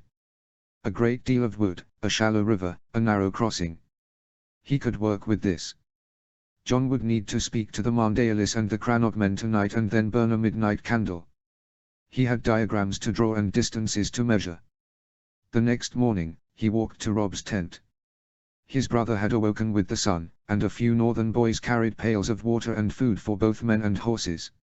All around them, the honor guard started to rise, although Jon noted that Quint and Shad, long-time Stark men, were wide awake, patrolling the tent. Jon had bought the 2 Mandaeli brothers and a cousin. He needed Willis and Wendell to speak, but it was the opinion of Maturin Mandaeli, whose father was harbour master and castellan of Seal Rock, who mattered. A few Crannogmen came too, Arslan Pete and Ebert Boggs. John's entrance during breakfast went unnoticed for a minute. "Still no word from your lady mother?" Robert Glover asked. "Lord Free declined to see her last night. The longer he delays, the higher the toll. He believes us desperate," Rob said, and then smiled at seeing his brother. "John, care to join for us for bacon and bread?" Grey Wind playfully licked Ghost's nose. "Rob, I have a thought. But first, I wanted you to hear something from the Mandaelis," John said. Willis Mandaeli stepped forward, clasping fat meaty hands in front of an impressive belly. The heir to White Knife was not boisterous like his father, but his formal dignity quieted the crowd. "Lord Stark, your brother has asked us a question on our naval knowledge. The best person would be my cousin, Maturin Mandaeli." Another large, round-faced man stepped forward. "Sis, no. Any ship with a capable crew could hold such a machine in place. We can even use a flat barge or fisherman boat and use anchors and oars to do so," Maturin said. John expected the answer and didn't have time to correct his title. "What machine, John?" Rob said. John took out a piece of parchment and the men gathered about. There was a drawing of a structure built from 4 long poles in a pyramid with a sturdy wooden base. Steps were cut on 2 poles on opposite sides, and there was one last pole in a face of the pyramid where a large wooden crate rested tied to a long rope with several pulleys attached. That rope finished in a steel capstan, a horizontal crank, large enough for 4 strong men to turn. What is that, John?" Rob asked again. "This is a crane, and the Mandaelis say that we can use it on any riverboat. The crate will hold timber pilings lashed together by rope. This crane will drive the pilings into the river floor. It can make a foundation, Rob," John said. "A foundation for what?" Rob asked. "A bridge. I can build you a bridge across the Trident," John said to many incredulous faces in the tent. Before Rob could fully take in his bastard brother's words, Lady Stark returned, flanked by several weasel-like Freys. She calmed herself before asking Sir Stephen, a grey-eyed man with balding grey hair tied in a top knot, to stay outside. Lady Stark began immediately, once the tent flaps were closed. "Lord Walder Free has named his price. He wishes Rob to marry one of his daughters, Arya to be betrothed to another, 2 Freys to be taken as squires. 2 other Freys will be fostered at Winterfell, and he expects Lord Stark to help make marriage alliances for other Free knights." Lady Stark's bitter expression was mild compared to the outrage on the honor guard. 2 marriages, squires and wards. Why doesn't he ask for a dragon egg and a gold mine as well? Darren Hornwood japed. "How many swords and horse?" Rob asked. 4,000 men, of which 1,000 are knights, Lady Stark said. "Free knights. Cunts who can barely hold a sword the right way. They fight like blind and crippled bears. No offense, Lady Mormonts." Umber hastened to tell Daisy and her mother. The she-bear had joined several lords in the tent when Lady Stark returned. "None taken, Smalljon. 1 green Mormont boy is worth 10 Freys," Mage Mormont said. "You need the passage, Rob. Walder Free knows that," Lady Stark said. The mood in the tent had turned sour and John decided to speak up for his brother. "Rob is worth more than this. He is the heir to Winterfell, and the son of one of the greatest lords of the realm," he said. "And what does a bastard know about making marriage alliances?" Caitlin responded. John did not flinch. "I know this. House Hightower has 15,000 swords and the wealth of Old Town. House Tarly has 10,000 swords and a skilled commander. House Free has Walder Free, his get and a bridge. One day, Rob will be Lord Stark. The Starks have ruled the North for 8,000 years. His hand in marriage is a valuable prize, and not to be wasted," John said before addressing Rob directly. "Lord Stark, I can get the army across the Trident. Tell me more." "What will you need, John?" Rob asked. "Thousands of strong men who will work hard. We need to cut and saw a great deal of timber, and lash them together as poles. The Crannog men say they will build rafts to ferry men across to defend the other side. Give me 8 days, and I will give you the crossing," John said. "I do not see how that is possible." The cold voice of Roose Bolton filled the room. The water is fast and the rush of the trident can blow poles away. Not only men need to cross but horses, wagons, and all of our supplies. Lord Free will only increase the price if he sees us desperate. Riverrun is besieged, Rob. We need to relieve my father. Lady Stark said. Rob held up his hand for silence and thought for a minute. Do you think the Freys will attack as we are building? Lord Karstark stood in the corner with his 3 sons. It took the Freys 50 years to build the bridge in stone. They will think us fools if we try to build it in war. Rob looked at Jon's unflinching eyes and nodded. Riverrun is under siege but it won't fall quickly. The Blackfish is not so easy to defeat. It will hold for many months. The Rivermen have already been pushed back into their castles so nothing will change in a week. The Lannisters will think us stuck at the crossing. They might be easier to ambush then. My lord, I trust my brother Jon. He is a man of his word. If he says, it can be done. What more can I do? Allow me to address the men in the camp. I will explain what I need.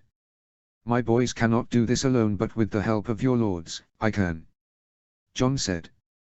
Catelyn Stark tried to whisper into her son's ear. You cannot allow the bastard to do this.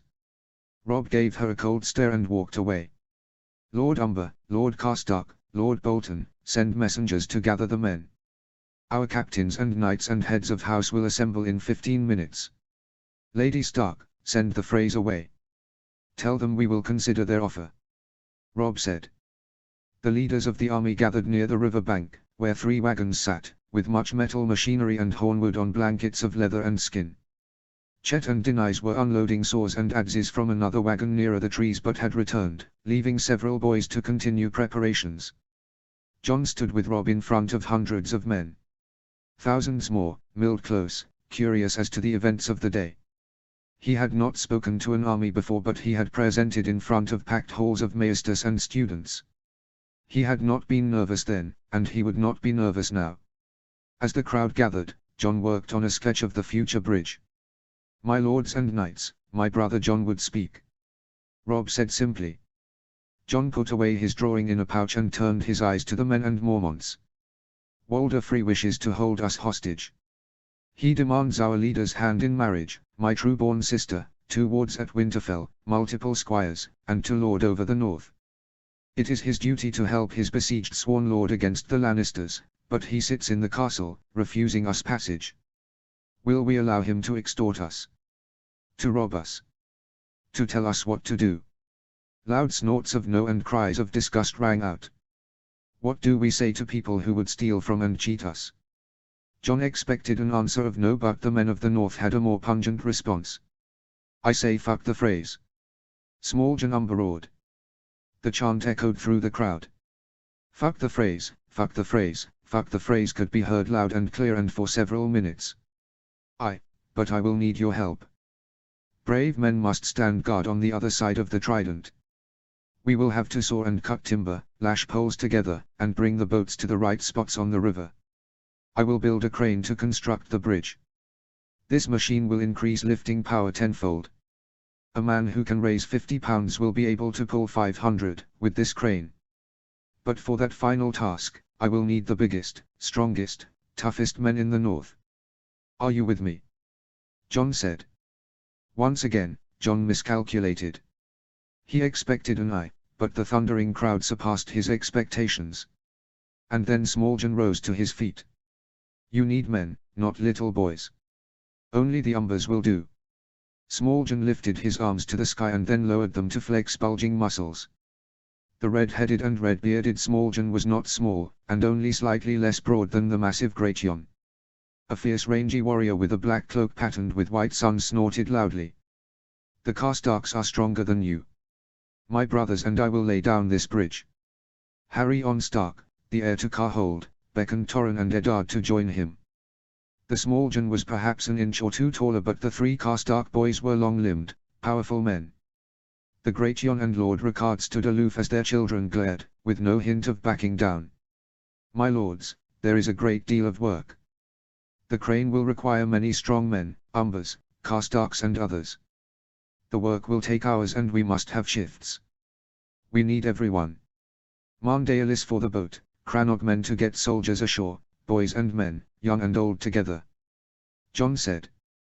The cheers of the crowd could be heard far along the river. The next day, Rob walked about, shocked at the speed of transformation of his army. Many thick poles had been cut into long lengths, ranging from 18 to 22 feet. The poles were lashed into bundles, like a giant's fence, by the river bank. The camp buzzed with activity, and working through the night by the light of a fire, John had finished the crane. The crane was immense. It was 25 feet high with a cradle that easily held 2 connected poles in the basket. Rob had never studied building, but the key was the center block and tackle that held a long rope in a 5-pulley system. The rope extended down to a metal capstan with longer wooden handles.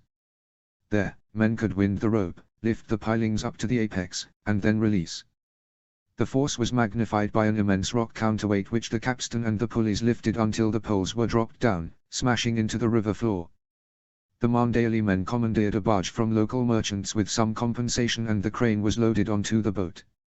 Experts from White Harbor practiced positioning and securing the boat in exact locations with sail and oars. Several houses, the Foresters, the Hornwoods, and the White Hills, took charge of the timber and lumber operation. In particular, many of the Forester men were skilled lumberjacks. The mountain clans, Knots, Vals and Burleys, won the dice game for the honor of defending the far side of the river, and the Crannog men rafted them over that morning in force. Rob was pleased that there had been no reaction from the twins, even as armored archers patrolled the towers. "It will never work," Theon Greyjoy said, drinking from a wineskin. "The poles are far too long, and they will snap from the current." Rob knew that many whispered the same in private. "It is certainly unusual," Galbert Glover said cautiously. "I had not known Maesters were capable of such things. I thought all they did was talk about the history of kings and tell you not to eat and drink too much." "That boy is either mad or brilliant," Mage Mormont said. "Perhaps he is both," Daisy said. Rob had asked John if he could help. Men from almost every single house pitched in, eager to attempt to do their best to fuck the phrase. Only the Boltons stayed distant, as their men claimed it was a complete waste of time. Most lords, even if they were privately skeptical, monitored the activity with care, as no one had witnessed such a feat of construction in their lifetimes. John's reply to Rob's question had been a chuckle and a smirk. His brother asked Rob, "How does a lord raise a banner?" Instead of guessing, Rob merely responded, "How? A lord tells his steward." "How does a steward raise a banner?"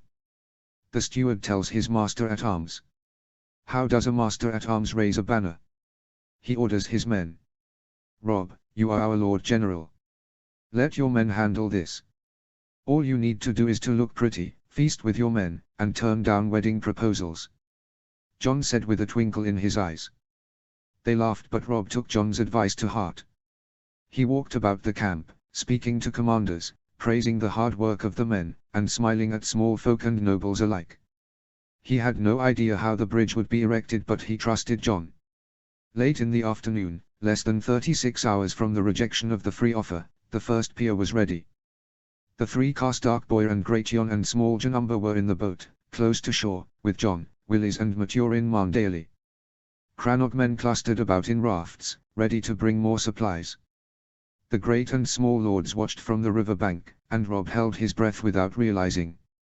The logs were 1.5 foot thick, sharpened to a point a little above the lower end and shortened slightly given it was close to the river bank.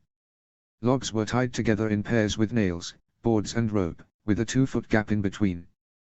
The piles were brought to the boat in rafts, and then the Carstarks and Umbers tied them to cradle of the crane, and lifted them high in the air. And then, the 5 men drove the piles into the riverbed, not vertically, but leaning at an angle forward in the direction of the current. The boat then moved 30 feet, and then another set of piles, with a similar 2-foot gap, was driven at a similar angle against the current. Once both posts were smashed deep into the river, a large log 2 feet wide was placed directly into the slot formed by the gap. Then supporting posts were angled and tied to the pier on both sides. The Marndalis piloted the barge away, and minutes passed until the Northmen realized the structure was sound. Rob was too astonished to speak. The 2 sets of poles were kept apart by braces on the outside and the thick log in the middle. The angled pier held in place, and the force of the current actually locked the piles together. The bridge would rise 8 feet above the trident, so it would not be easy for the Freys to attack the structure with a barge. John stepped out from the boat, ignoring the boisterous cheers from the Karstark and Umber men. The small John ran about celebrating like a maniac, and taking a long and loud victory lap. John went back to the command tent to consult the sketches of the bridge and speak to the boys to make sure more poles, rope, and nails would be ready for the days to come. "Gods, John! Those poles stand. They are not falling down," Rob said. He expressed what many of his honor guard thought. John raised an eyebrow. "Of course they won't fall. This is construction, Rob, not destruction. But that is only one pier. The width of the river is 500 feet. We will build a pier every 20 feet, so that will be 25 piers. We are not finished either. The Forester and Hornwood men will saw more logs to connect each pier, and then we can lay sheets of wood, nailed together like planks on top, as a road. I also plan to drive more piles on the downstream side as a buttress to break the force of the river. We can lash some timber, in the direction of the bridge, on both sides, to strengthen the connections as well." John mused. "Maester Snow, what else can our men do?" Harry on Karstark asked respectfully. "With a full day, we should be able to place down 5 or 6 piers, even with the extra work connecting the pilings. In 4 or 5 days, the bridge will be finished," he said. "Using the crane will be very tiring. I hope your men and the Umbers can take turns." John exited the tent, leaving behind a flabbergasted crowd. He was tired from the long 2 days. 5 days later, as the sun rose high in the sky, Robb Stark and the Northern Lords watched from the tent as the last double-layered board was placed on the far side of the river, finishing the road. The bridge was complete, 30 feet wide and 500 feet long, as impressive as the stone crossing of the Freys. Canoes, holding Mandaelis, Glovers, and Cranogmen, swarmed about the water, checking the poles and supports, and testing each pier. It had been a week since that fateful morning meeting, and John delivered the crossing in a day less than he asked. The men working on the bridge came back to the near side of the trident, tired but cheerful. The entire northern host looked on with great anticipation. This was the moment everyone had waited for, to test the bridge, and see if it could bear the army's weight. "Lord Stark, I would be happy to go first," John said. The wagons holding his equipment had been packed and loaded, and the boys from Wintertown were ready to go. Before Robb could accede, Mage Mormont, dressed in furs and patched ringmail, and wielding her spiked mace, stepped forward. "House Mormont requests the honor of crossing the trident first," the she-bear said. "But we don't know if it will hold," John said. "You are Ned Stark's son. We trust him, and that means we trust you. The story of the bridge will be retold many times. House Mormont will be known as the ones who braved the crossing first to spit on the Freys," the she-bear said. On that note, the men and women of House Mormont stepped forward, with Daisy on a black stallion, and Mage and her other daughters walking abreast. Jarell and Lyra Mormont winked at John as they passed. The 500-plus fighters in House Mormont marched over the trident to raucous cheers. There was no quiver at all on the wooden structure, and bellows of pride came from both the Umbers and the Karstarks. "The bridge has held," Robb declared. "The Mormonts have few horse.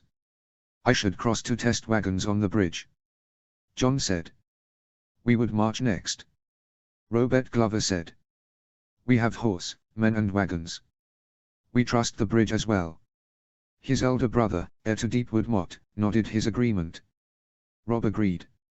800 Glover men and 200 horse crossed, with John urging that they space out the horses to keep weight well distributed on the bridge. Again, the structure did not quiver and stood sturdy and strong. John crossed next, and Robb honored his brother by riding by his side, the 2 direwolves keeping them company. John's wagons carrying siege machines, tools and equipment followed next. Whispers of the young wolf and the white wolf could be heard, much to Catelyn Stark's dismay. "You have done a great thing, John," a delighted Robb said as they dismounted on the other side. "The bridge is not perfect, Robb. A heavy storm could blow off planks. The Freys won't be able to knock out the piers, but they could damage the support posts or the top. Ripping apart the deck would make the bridge unusable until it is fixed," John said. You are too hard on yourself. The phrase took 50 years to build a bridge over the Trident. You have done it in 7 days. Robb crowed. The phrase are idiots. We are the Starks, and it was the combined efforts of the Northern Army. Many men made the work much easier. Jon said. The two brothers sat in a comfortable silence, watching as the army marched over the river. Many knights saluted as they passed, and neither Jon nor Robb cared who was recognized. Only 2/3 of the army passed before sundown, as Jon urged caution in the crossing. The rest of the troops could have marched at night, but without enemies nearby, Robb decided to post a watch on both river banks and wait for the dawn. As night fell, Jon sat in the tent with many of House Stark's strongest supporters. After the events of the past week, even Lady Stark could not ban him from Robb's side. The She-Bear, the Great Jon, and Lord Sewin wanted to lavish praise on Jon, but he happily deflected the credit to many helpers, a fact that Willis and Wendell Marndaly, Smalljon and the Karstark sons appreciated. Jon's mind had already moved past the bridge. He was far more focused on the planning for Riverrun and listened carefully as Robb explained to his commanders what he expected as they approached the ancestral Tully Castle. Come the morning, the Northern Army would ride hard south to break the siege. As Robb spoke about the rivers and terrain near the castle, a page from Flint's Finger entered with great trepidation. Lord and Lady Stark, there are visitors. Several weasel-like faces waited outside the tent, their path barred by men of the mountain clans and Karstark soldiers. Jon saw the old man who had led the previous Free delegation, Stephen Free, and several grotesque figures, a fat fleshy man with small greedy eyes, a brawny man with a jutting jaw and huge muscles, an ugly man with a rat's tail beard, a weak chin and watery red eyes. If these were the Free Knights, Jon felt even more certain that 15,000 of them would not be sufficient to tie the Stark family in a betrothal. Behind these men, there was a wiry figure with a black beard. He was young but escorting a group of Free soldiers setting down a litter. The extremely old man on top was bald, his head spotted with age. He looked like a cross between a vulture and a weasel, with scrawny shoulders, skin dangling under a weak chin, a toothless mouth full of drool, and a hunched back. The only sign of his vitality were cloudy eyes that still retained a spark of raw cunning. Those ugly eyes looked at the bridge and Jon saw flashes of anger and greed. Walder Free. I have never seen you outside the twins. Catelyn Stark said. Lord Free. Call me by my title, when you are next to my castle. Walder said. What do you want, Lord Free? We have no need of your bridge. Robb said. There was no pretense of politeness and Robb did not offer salt or bread. But young pup, you could use my soldiers, and you will need my bridge when you return. Lord Free said. Several lords and heirs reached for their weapons at the insult, and more guards surrounded the Free Knights. We have a bridge. Robb said coolly. But how will you defend it when you leave? Wood bridges do fall apart, unlike stone. Lord Free said, an ugly smile spreading on his face. What do you want, Lord Free? Lady Stark asked, the anger barely disguised. I will not ask for your fool son's head. He will probably lose it soon enough. But your younger daughter in marriage, so you can use the crossing. Walder said. Robb's face was a mask of suppressed rage. But before he could lash out at the phrase, Jon put a hand on his shoulder. The White Wolf stood by his brother. We don't need to defend the bridge. Jon said. Eh? Lord Free said. A similar confusion manifested on his children and grandchildren. Destroy the bridge if you can. But we will tell other lords and their maesters how to cross the Trident. House Tully. House Blackwood. House Mouton. House Piper. The Sea Guards and the Vances. What will your bridge be worth when all the river lords can cross the Trident? Jon said. How dare you? Lord Free squeaked. The Freys looked at each other, and for the first time, the expression was fear and not stupidity. The Northern Army built the bridge in 7 days. How long do you think the river lords will take? Longer perhaps, but they will send men and horses to defend their bridge. And no one will pay your toll again. Jon said. What do you want? Lord Free asked. Jon nodded to his brother. Robb turned to the Free men, proud and fierce as any king of winter, his eyes full of disdain. We ride to rescue your liege and my grandfather. You will supply me all your knights and men. They will swear loyalty to House Stark and serve under my commanders. We will use your bridge when we wish and pay no toll. There will be no marriages. Robb said. How dare you? Lord Free said. If you do not, I will send plans of the bridge by Raven to every house in 1,000 miles. There will be so many bridges built that the Riverlands will be renamed the 100 Bridges. Robb quipped. If your men serve well, they will be rewarded just the same as mine. I will take a squire from the twins. They can join my battle guard along with the heirs of the north. If your sons fight bravely, I will speak with my lords about marriages for your daughters and grandsons. But nothing until they have proven themselves in battle. Robb finished. Walder Frey's tongue, born bitter, had sharpened greatly with the years. He was an irascible man who enjoyed fondling young women and firing barbed comments at anyone around. But faced with the destruction of his family wealth, he only stared hatefully at Robb Stark. He had expected a rich toll but discovered instead that the wolves had sharp teeth. Very well, I accept. Free said, the bile clear and present in his voice. Robb didn't care.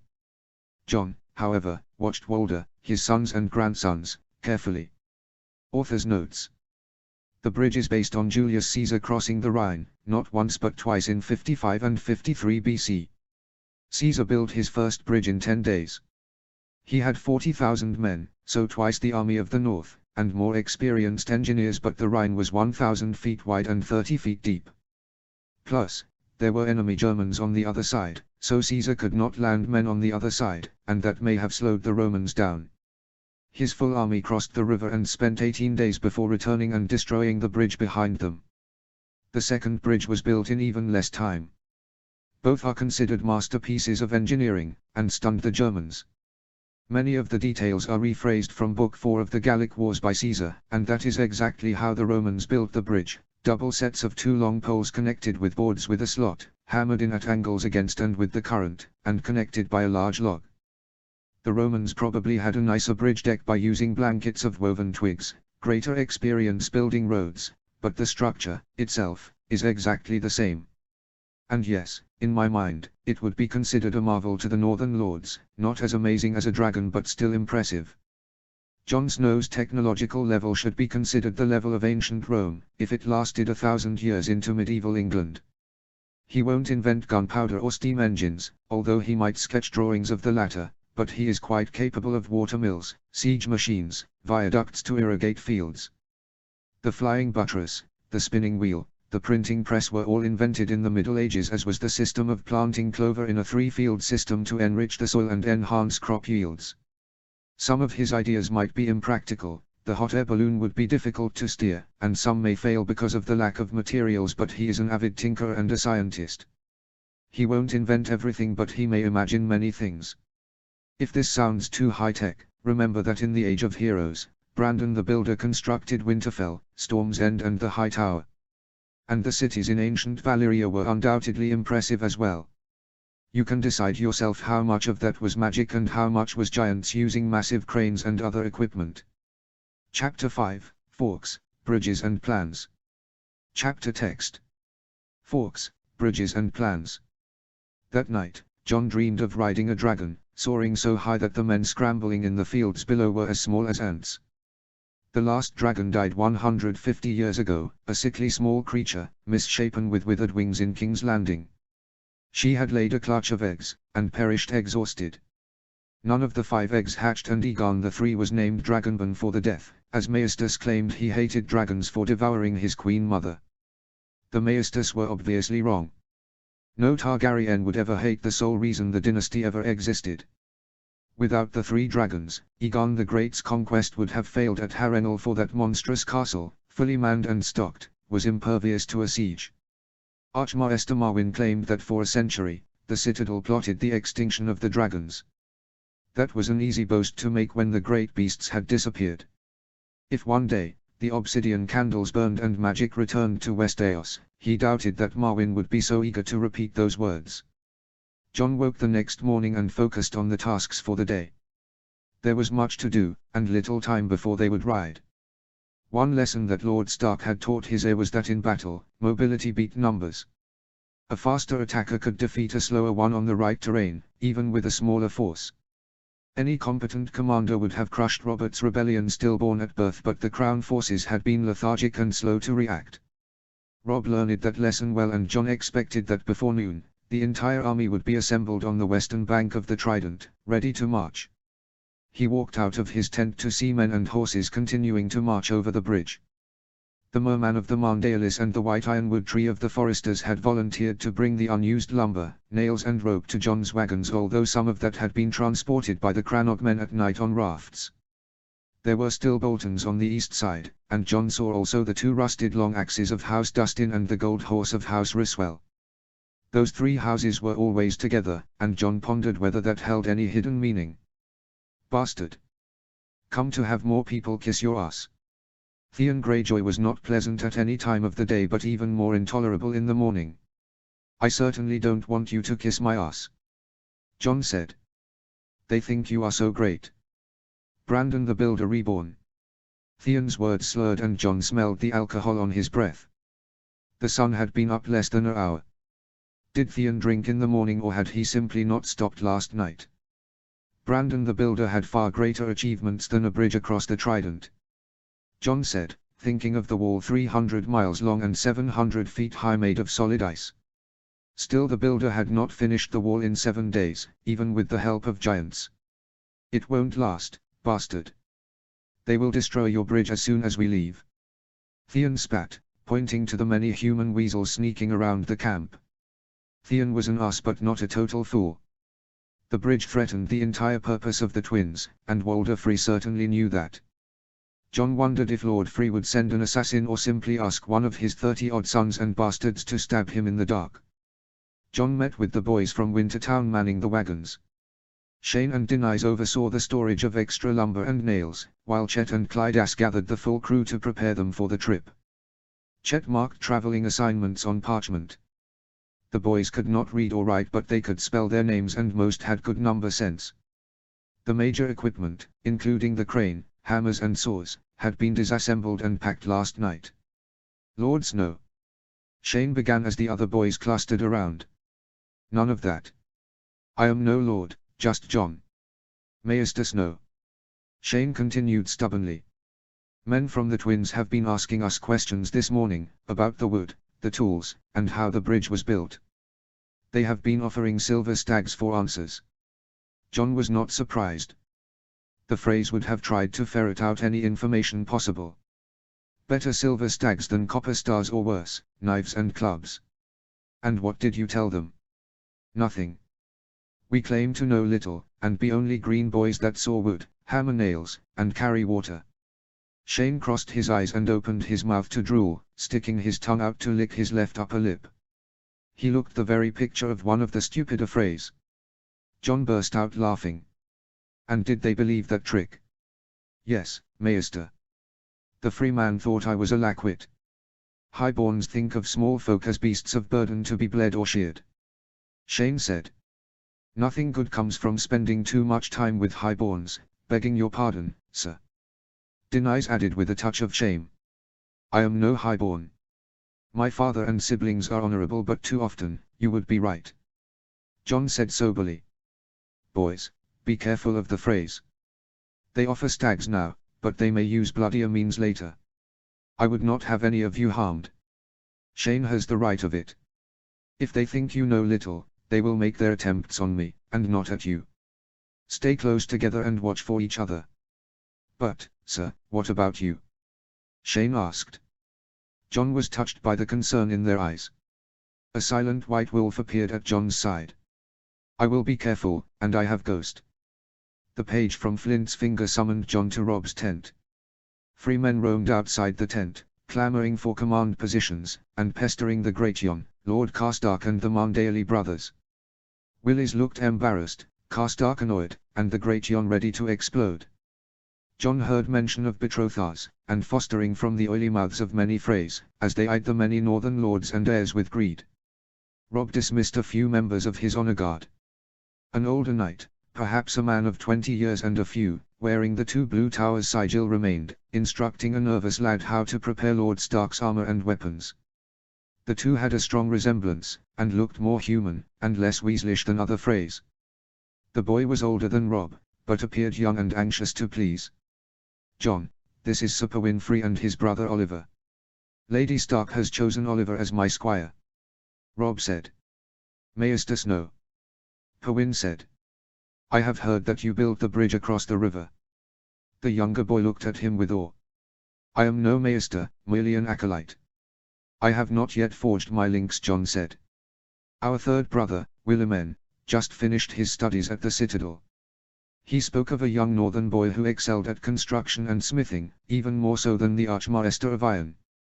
Pywin said. "Archmaester Narin. I disagreed with him on the correct process to forge steel." "Your pardon, sir. I do not remember meeting your brother," John said. "He was appointed to Longbow Hall in the Vale this year," Pywin said. "Then he must have done well at the Citadel. House Hunter is well respected," John said. "Sir, I would have time alone with my brother," Rob said. The two Freys hastened to leave, although the younger boy looked back with open curiosity. When they left, Rob sighed and sat down. He poured water for his brother. "Gods, we are swimming in Freys. They are everywhere, complaining about this, demanding that." A dozen Freys asked for their sons to be squires. "Hosteen Frey says he should lead my battle guard, as the strongest fighter. Ryman Frey tells me his father Stephen Frey is slow and stupid and that I should look to him for advice. I doubt even 4,000 swords are worth this trouble." John chuckled. "You need them, Rob. We cannot have 4,000 swords at our back." Rob hesitated. "They do not like your bridge, John. Lothar Frey says the wooden bridge should be theirs by rights because the timber comes from free lands." "A clever argument. I do not like them either," John said. "Is something wrong, Rob? You look concerned about things other than the Freys. You and Arya could always read my mood. But you look troubled as well," Rob said. A bit. I saw Freys sneaking around the river this morning. They asked the boys from Wintertown questions," John admitted. "No doubt they want to destroy the bridge. And how difficult would that task be?" John's forehead scrunched a bit. "It depends on what you mean by destruction. Knocking down the piers and posts would be hard. They are strongly locked together. But tearing apart the bridge road could be done. If you removed a single span, the bridge could not be used by men and horses although it would still stand," John said. Rob sighed as he stroked Grey Wind's back. The dire wolf's amber eyes watched the tent flap, guarding his master. In contrast, Ghost stood in the shadows, ready to spring from the side. "You are right. The Freys are not the only source of my troubles. It is Lady Stark. She wishes to know my plans for battle." "And?" John asked. "I do not need to tell her," Rob snapped. "She may be my lady mother but she wishes to guide me on who to send and where. If I am to be Lord of Winterfell, I cannot have my mother planning my battles. A Stark must lead their men, not hide behind skirts." John thought Lady Stark had good intentions but bad results. "She merely cares for you. But you should also heed advice on your bannermen. You need to understand their abilities and motivations, just as they need to understand your plans." "So must I tell them of my strategies?" Rob asked. "Not all of it, but men must know enough so they can follow your orders. The battlefield is a strange place. Your commanders may be injured or surprised. The lords must have confidence to follow your plans and know when to attack and to defend," John said. Rob took out the map of the Riverlands. The three forks of the Trident were drawn clearly and all the major castles marked. Rob had red and black counters to represent the Lannister and the Stark forces. He put black counters at the Twins, the north part of the Green Fork. Jaime Lannister and his men are at Riverrun, 15,000 and growing according to the Raven. Tywin Lannister is on the other side of the Trident, to the east with a much larger army. If he goes south to the Ruby Ford, he can go west and meet with the Kingslayer. We cannot defeat both armies," Rob said. John nodded. That certainly made sense. Jaime had won the first two battles of the war at Golden Tooth and near Riverrun but Tywin Lannister, as the Old Lion, would have the stronger force and more experienced captains. I mean to divide our forces at the Green Fork. I will ride to ambush Jaime Lannister, but I will send men to lure Tywin Lannister north. The further Tywin goes toward the twins, the harder it will be for him to reinforce Jaime. The Lannisters do not know we have secured the crossing. Robb said. How do you plan to lure Tywin north? How many men and who will lead? Jon asked. I plan to leave all of the infantry with Roose Bolton. He is experienced and cautious. Robb said. But he will have no cavalry. Jon asked. I will need all the horses I can get. Robb said. I do not like it, Robb. Your plan to lure the Lannister force north is clever, but Roose Bolton, even with every one of our foot soldiers, cannot defeat Tywin. The Lannisters have many knights and heavy cavalry. What if they manage to flank the army? Jon said. I need to divert Tywin. Even if I have to sacrifice men, it is needed to save Riverrun. It is not just my lady mother's family. We need a base, and the Tully lands are rich. But you do not need all of your troops. And you cannot afford to lose so many. You merely need enough to tempt Tywin into a chase. And you have something that the Lannisters do not know about. Jon said. He placed a stick of wood onto the green fork of the trident. But the bridge will hard to defend, Jon. Robb said. Even against the Freys. Jon picked up the stick and snapped it into two. Who said anything about defending it? Robb smiled as he immediately grasped his brother's suggestion. Against a larger force, an attacker needed to be bold and clever. This trick might work, but more details were needed. Robb would have to select who would spring the trap. Jon left his brother alone to plan while he examined the bridge. Like Robb, he would ask only his most trusted people. Lord Rickard Karstark reddened when denied entrance by the guards. Harryon, Torrhen, and Eddard stopped, not certain whether they should cross the threshold. I will not stand for this. These are my sons. Karstark yelled, loud enough to attract the attention of Lord Bolton, the Great Jon and the She-Bear. Lord Karstark, I have an important mission for only the three. Robb said sternly. Remember the words of your vow. The Stark family will not ask any service that would bring dishonor on our men. I have chosen them because I believe them capable of executing this task. Lord Karstark grumbled and backed down while his sons entered the tent with Harryon in the lead, sitting down at Robb's table which displayed the Riverlands map. The Karstarks had the same dark brown hair and strong features of their lord father, but the three were quite different, Jon thought. Harryon was proud and fierce, Eddard staunch and resolute. The middle brother was quiet and formal. Robb offered cups of ale and Harryon drank his in one large gulp. I have a very important task, but I need a question answered. Who among you is least reckless, and most likely to retreat? Robb said. Harryon stood up abruptly, and Eddard put a hand on his brother to stop any confrontation.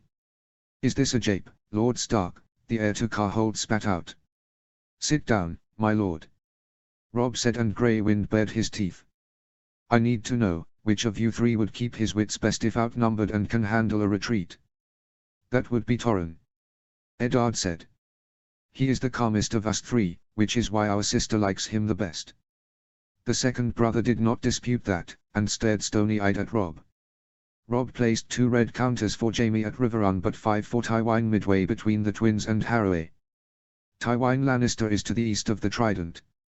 If he goes south of Harroway, he can follow the Red Fork to Riverrun. I need men to harry his forces and draw him north.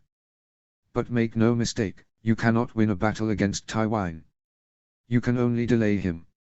You need to attack but be able to retreat without much loss of life. Torrhen nodded, but his older brother was still angry. You mean to use my brother as a rabbit to bait a lion? Where is the honor in that? Harryon said. Ah, this is the interesting part. Jon, please inform them of the trap. Robb said. It is your plan, Lord Stark. I may have come up with the seed, but you developed and improved the idea. Jon said. I want your force to retreat to the bridge. And then after a few thousand Lannister men cross, we destroy the bridge, trapping them on the western bank. Robb placed his hand on the map at the point of the crossing. One red counter was separated from the Lannister forces. But can the bridge be so easily destroyed? A surprised Eddard asked. Not destroyed, but one span could be. Each span is made of a dozen logs set east to west with planks on top. But a strong man underneath could sweep the logs and planks to the side. With the help of the Cranogman, I have tied ropes and hooks to the bottom of one stretch closer to the western side. With the Mandaeli boat, a few men with poles and axes could make the bridge unusable in a matter of minutes. Jon said. So the span would drop out, and there would be a 20-foot hole in the bridge. Robb smiled. And we would have 2,000 Lannister cunts trapped. Harry said. With the other parts of their army unable to help and only watching like an eunuch in a brothel. I suspect it would be their cavalry. They would be the fastest in pursuit. But the cavalry would have nowhere to go, and their backs to the river. Robb said. Even better, we could force them back on the bridge. We could use pikes to drive the horses back, and they would be easy to kill in the water. Torrhen said. The knights would drown in their armor. Don't let too many Lannisters over. Certainly not more than 2,000. Most of the force, including your father and his cavalry, will march for Riverrun. But a few of Jon's boys and the Crannog men will stay to break the bridge with a member of the Wintertown crew. I can give you some mountain clans, some flints and levies from Winterfell. Robb cautioned. Why us, Lord Stark? Why not a more experienced lord? Torrhen asked shrewdly. I want them to think you are green and foolish, easy prey. The Lannisters might be more wary around Lord Bolton. If they know you are coming, they will be eager to chase you. Robb said. If they know. You think there may be spies who might tell the Lannisters? Or even lords who will complain that young boys received a command, and the word will spread in the camp? Eddard said. We are surrounded by Freys. One of the Walder's sons is married to Tywin Lannister's sister. That's why this plan stays private, even from your father. And why the one luring the Lannisters must not take any chances and pretend to retreat. Robb said. Word might spread to the Lannisters by spies, outriders, merchants or small folk. I want them to believe that Robb Stark is a green boy who sent hot-headed fools with a motley crew of unprepared northerners. They will think you easy prey until they pass the bridge. Ha! Even our lords will question your plans. And if the Lannister scouts see such a small force, they will send their cavalry to chase.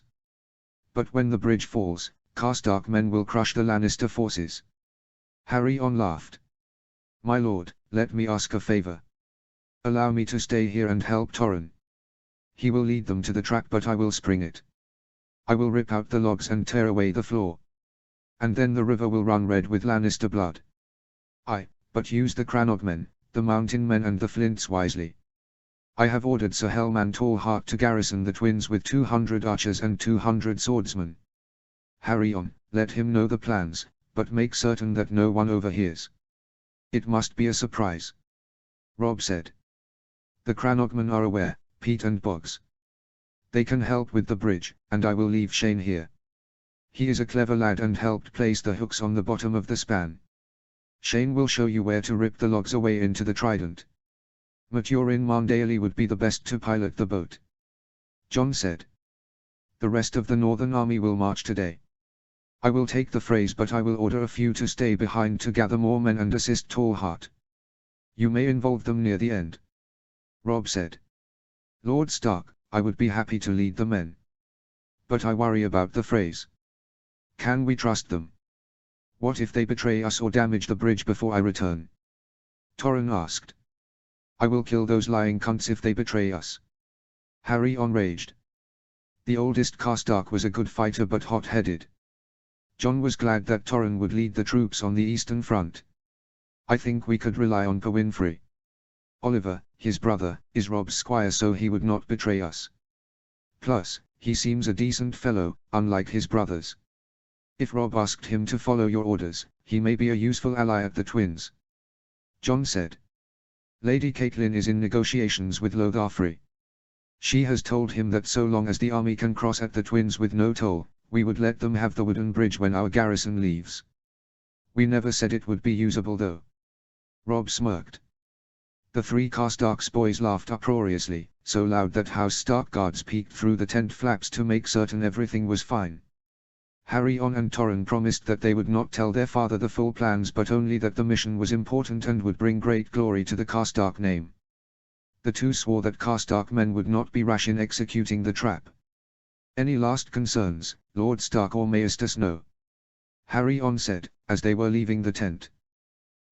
Be careful with the lives of the men. We have 20,000 but the Lannister army is larger and they can be reinforced from the west. Pretend to attack but your goal is to lure them to us. And be cautious until the bridge is broken. Then you can smash the lion with all your might. Robb said. Jon hesitated a bit, unused to nobles asking him for advice. "I would try to take as many prisoners as possible. If we can capture lords and knights, it would enhance your glory and give us leverage to ransom our father. Imagine your fame if you capture the old lion. The North would remember your names in song forever." The Karstark heir and his two brothers left the tent, looking as if ready to march in a triumph in King's Landing. Harry's excitement was obvious in his broad open face and Torrin walked with a spring in his step. They would make poor spies but Jon understood and sympathized with their reaction. The three boys were older than Robb and Jon but had not been blooded in a war. Harry had been too young when the banners were called for the Greyjoy rebellion.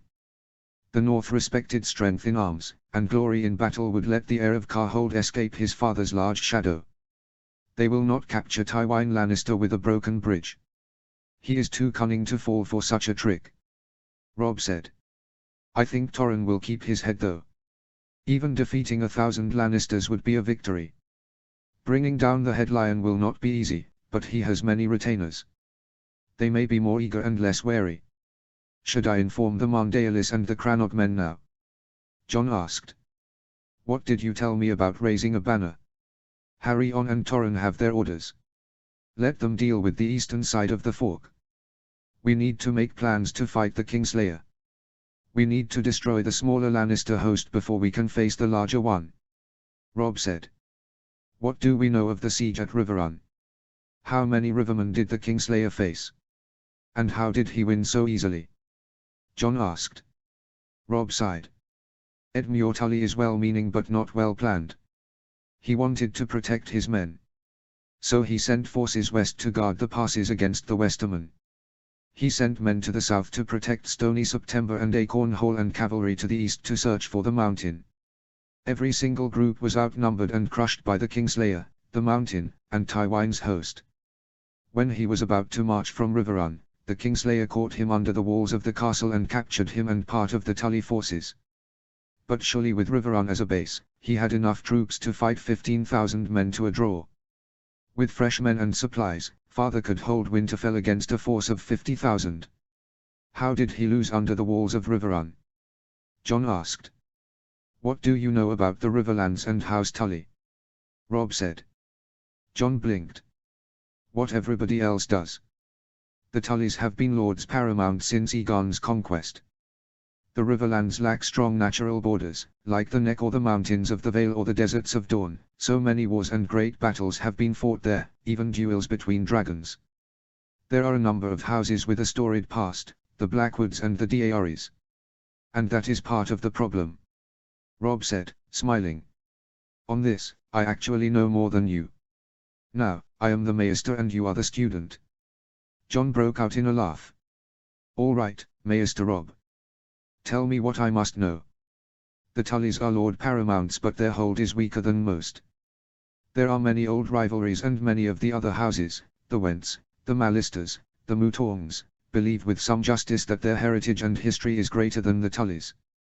In Robert's rebellion, House Mutan, Daeary and Roger sided with the dragons against my grandfather's orders. And the Tullys are not military men. They have never needed to be.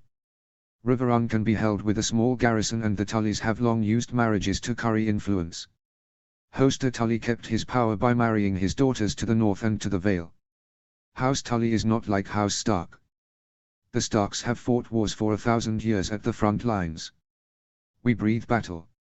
It is in our blood, and what we train for all our lives. House Tully does not. Robb said. But surely, even if the Tullys don't have many men, their vassals must. The Riverlands have a great many people and much wealth. John said. Perhaps, but their lords are divided and quarrelsome. The Riverlands should command as many men as the North, but the truth is their muster is much lower. They rarely unite, even against an obvious enemy like the Lannisters. Look at the phrase. They did nothing even while their liege lord is besieged. The forces of the Riverlands are scattered and the Tullys have never been able to coordinate them well. Robb said. I see. John thought for a bit before turning to his brother with a smile. This is simply a game of civitas. How so? Robb asked, perplexed. John took out his simple set and scattered white troops on the edges of the board. Your uncle, Ed Muir, has sufficient forces, but instead of defending the king, his pieces are strewn on all sides of the Riverlands, the western, the crossroads and the south. John clustered the black troops in the center. The Kingslayer marshaled his army to attack in Riverrun, and defeated the Tullys. But the other white pieces are not destroyed. There are still rivermen out there and we need to bring them together. John moved the white pieces inward, the heavy and light horse, the elephants, the tray bucket and the catapult. Spearmen and crossbowmen supported the lines of attack. We can track the Kingslayer. We need to break his formation and lure him out. But to do so, we need surprise. If the Kingslayer detects our presence, he will send a raven to his lord father.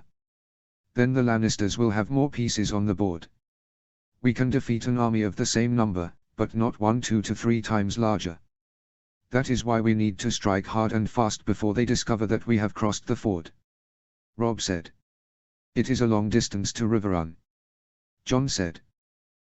200 miles, and the roads are not good. We will be riding through meadows and forests. Our fastest horseman could do that in 2 days. Robb said. But the infantry will take much longer. Even at a forced march, it would take over a week. John cautioned.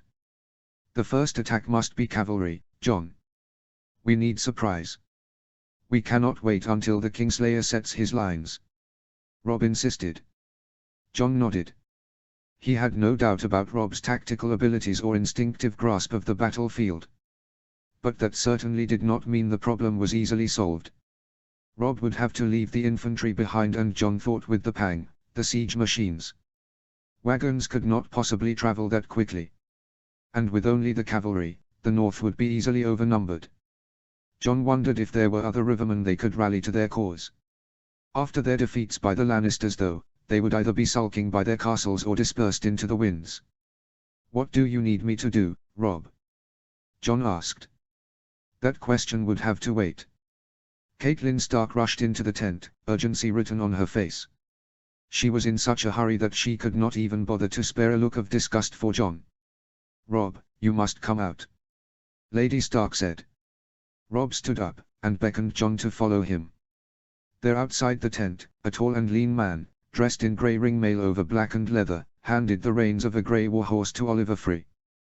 The man had grey hair, and his handsome features were craggy and worn, from years of exposure riding outside to guard the mountains of the moon.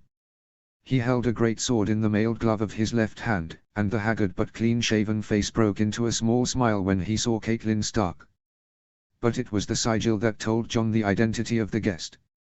The man took off a blue and red cloak, Tully colors, to reveal his brown surcoat, dirty from the road.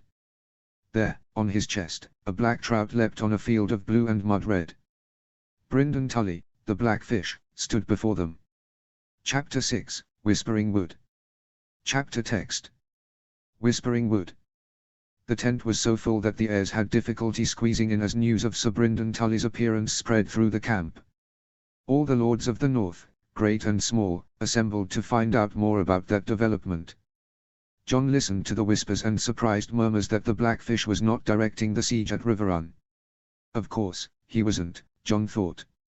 His leather armor was dusty from the road but showed no rips, notches and tears from battle.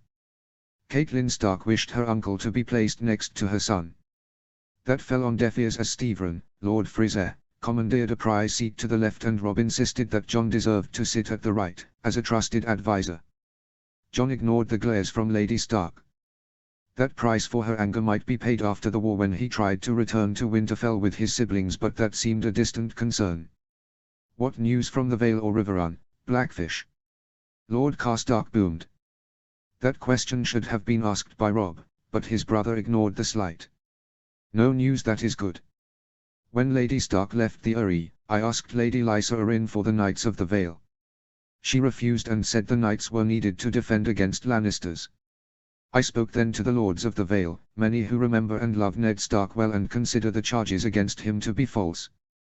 They would have sent their household guards and heirs. Bronze Yohn Royce, Lord Redfort and Lady Waynwood pledged 5,000 men, but Lady Arryn forbade any to leave by the Bloody Gate. So I resigned and rode north. Brynden said. Uncle, have you heard anything of Riverrun? Rob said. Not besides news that it is besieged by Jaime Lannister and that Edmure Tully has been taken hostage.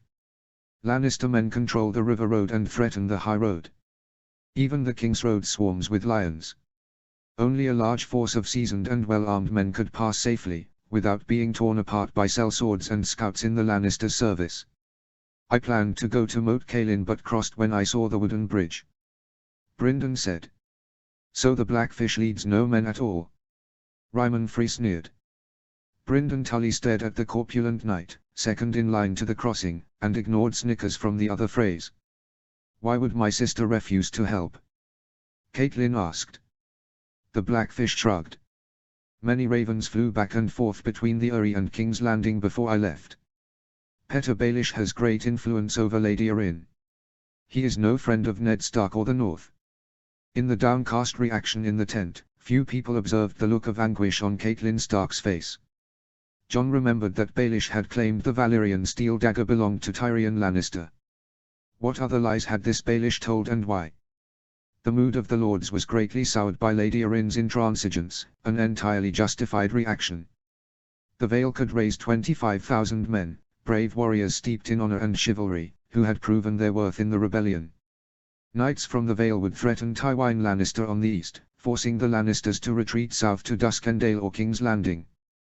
Wheat, corn and barley were grown in the Vale, and while it was not as fertile as the Reach, that bounty of grain and the port of Gulltown could form reliable supply lines for the Northern Army. Thank you for the news, sir. Rob said. His face and manner betrayed no concerns or worries. A good ruler must inspire his men, and Rob treated the setback as something to be overcome and not feared. Other lords in the tent did not share that even temperament, but the phrase were loudest in their muttering. Lord Stark, I have come to pledge my sword to you. Brynden said. And I accept it, sir. House Stark is glad for your loyalty. Rob said. There was no space in the tent to kneel, but they exchanged the standard oath of fealty. Lead our men well. What men? Ryman japed. I see one man. The Blackfish leads only himself, and he is old. Ryman, you couldn't lead a shit to a chamber pot. The Blackfish snapped. Fat Ryman Free quivered, but a few of the other free knights glared back, and slipped fingers on their blades. The Blackfish did not move, but other men in the north, veterans of past battles, did, and Jon had no doubt who the north would support in any clash. Uncle, what role did you serve in past wars? Rob asked, ignoring the hostile looks. I was an outrider for my brother, Hoster Tully, against the Ninepenny Kings in the Stepstones. Sir Gerald Hightower sent me to track Maelys the Monstrous and the Ebon Prince back to their hideout. Maelys chased our scouts into a trap, and Lord Baratheon and the King's Guard finished the Pretender. I fought for Lord Arryn in both Robert's Rebellion and against the Greyjoys at Pike. Brynden said. The Blackfish glossed over the true story. Sir Barristan Selmy was not yet a member of the King's Guard when he cut through the Golden Company to slay Maelys in single combat. The Blackfish was a veteran of dozens of battles, and saved Hoster Tully's life from Jon Connington in the Battle of the Bells. A lesser man would have allowed his brother to be slain, and become regent over Riverrun. The Blackfish's valor at the Battle of the Trident was praised in song, as he wounded Prince Luwin Martell and stopped the Dornishmen from crossing the river. Most fools believed that Ruby Ford was single combat between the Targaryen prince and Robert Baratheon, but had the Seven Kings Guard defended their prince, the songs would be far different, Jon thought. Sir Brynden, I would ask you to serve again as an outrider. I will give you 200 horse, the fastest riders in the host. You would be charged with shooting down ravens and slaying Lannister scouts as we make our way south. Rob said. I will not serve under the Blackfish. Ryman Free declared. Enough, Sir Ryman. The Freys are pledged to House Stark. My uncle will have the fastest light horses in the army. Robb said. Ryman, you are fat and slow, and I would take a blind boy without a horse over you. I cannot imagine a worse scout, unless I wished to tell our location to the Kingslayer. Brynden retorted. My lords, we march for Riverrun. Sir Brynden will lead the Outriders to give us intelligence. I will ride with my guard and the rest of the cavalry. The infantry and supply train will follow last, but Torren and Harry on Karstark will keep 3,000 men to range on the eastern side of the Green Fork. Robb spoke no further about that mission despite the curiosity of many northern lords and the grumbling of Rickard Karstark. Will we have enough men to face Jaime Lannister? A worried Stephen Free asked. The heir to the Crossing clearly did not want to battle the Lannisters without the full army. Lord Stark, if you ride south with the cavalry, it will take the men a long time to follow. The roads are poor between here and Riverrun. You will open up a large gap between your forces, and it will take many days to close. Roose Bolton said in a low voice. It will be difficult to defeat the Lannisters with cavalry alone. Jaime Lannister is the greatest knight in the Seven Kingdoms. His forces went through the Tullys like an axe through melted butter. Ryman Free said. You cannot gamble the lives of our horse without reinforcements. We need more rivermen. Send a raven to the Blackwoods or the Brackens. Even the useless Pipers and Vances would help. Jon had no doubt the Lannisters were watching both houses carefully. A raven to the Blackwoods might get through, but the Brackens were situated south of the river road. Any half-competent commander would intercept a raven to Stonehenge, and Jon wondered if the Brackens and Blackwoods were fighting on the same side, given their long and bloody feud. The Kingslayer is like everyone else. The Lannisters have heavier and prettier armor, that does not make them unbeatable, the Blackfish said. My nephew, Cleos Free, says that Jaime Lannister has not been defeated for 20 years. He rides with him, and claims he is truly a lion in battle. Ryman said. And how would that little shit know? Jaime Lannister never fought in the Battle of the Trident, except for breaking his oath. He was in King's Landing during the Greyjoy Rebellion. Stabbing his sister is no great achievement. Did he fuck your nephew too? The Blackfish asked. My lords, I have decided our orders. The cavalry rides for Riverrun and the infantry follows. Lord Karstark and Lord Bolton will take charge of the infantry march. Robb said. Jon, will you be able to bring your crew and machines south? The boys are young and small. They could travel on the back of a horseman. But the wagons and equipment require wagons. We could take a few tools, shovels and saws, but the tread buckets and ballista will be late to any battles. Jon said. Men cannot fight with a fool behind them in the saddle. What do we need those half-wits for? Better to leave them behind. Ryman said. Jon wondered if Sir Ryman had been truly deceived or merely wanted to put the boys to the question. Jon felt no need to defend the Wintertown crew. The Northmen were proud of their bridge, and the Umbers and the Karstarks in particular looked less than pleased. Ryman Free never gave any counsel in war that was well received. At least, Stephen Free had the wisdom to be quiet rather than be confirmed as a noxious fool. We ride today. I understand your concerns, Lord Bolton, but we are west of the Green Fork, and the Lannisters will be unable to cross the Trident and drive a wedge between the horse and the men. I am more concerned about Lannisters to the south than to the east. Jon has 24 boys. I would ask my honor guard to find space for them, if not on their own horse, than to have 2 boys ride on a single supply horse. Robb said. The crowd dispersed, and Hosteen Free, the brawniest and quite stupid-looking Free Knight, bragged to all that he would kill Jaime Lannister in single combat. Hosteen might be braver than most, but Jon doubted that the Lannisters would lose any sleep over that boast. The Kingsguard was famed for their martial prowess, and Jaime was reputed to be either second or first sword with Barristan Selmy in skill. The Kingslayer was incredibly quick, and even several men working together would find him difficult to defeat. Jon shook off those thoughts, and waited for the tent to empty. He had to speak with Robb. Robb and Jon waited outside their tent for Oliver Free to return with Brynden Tully. Many horsemen volunteered to join the Outriders, and the Blackfish was screening the men, and examining the horse. Skill at archery and quickness were prized for scouts, and Jon was not surprised to hear the Umber curse when he failed the inspection. The small John was a doughty warrior, but speed and stealth was not his specialty. The small John's horse was slightly larger than a moose. Brindon Tully and Caitlin Stark walked over, and Oliver poured cups of water to drink. The Blackfish looked to Rob's right, and while there was suspicion, John did not detect any disdain. That was better than he could say for Lady Stark. "Uncle, this is Jon Snow," Rob said. "The Maester who built the bridge. Quite a remarkable achievement, but I doubt the phrase will think that," Brindon said dryly. "John and I have spoken, and we have the same mind on the importance of these questions." "What can you tell us about the Kingslayer?" Rob asked. "He was a promising knight, before he broke his oath." "But you know that already," Brindon said. "Sir Tully, what of your personal dealings with the Jaime Lannister?" "Rob says you have met him before," John said.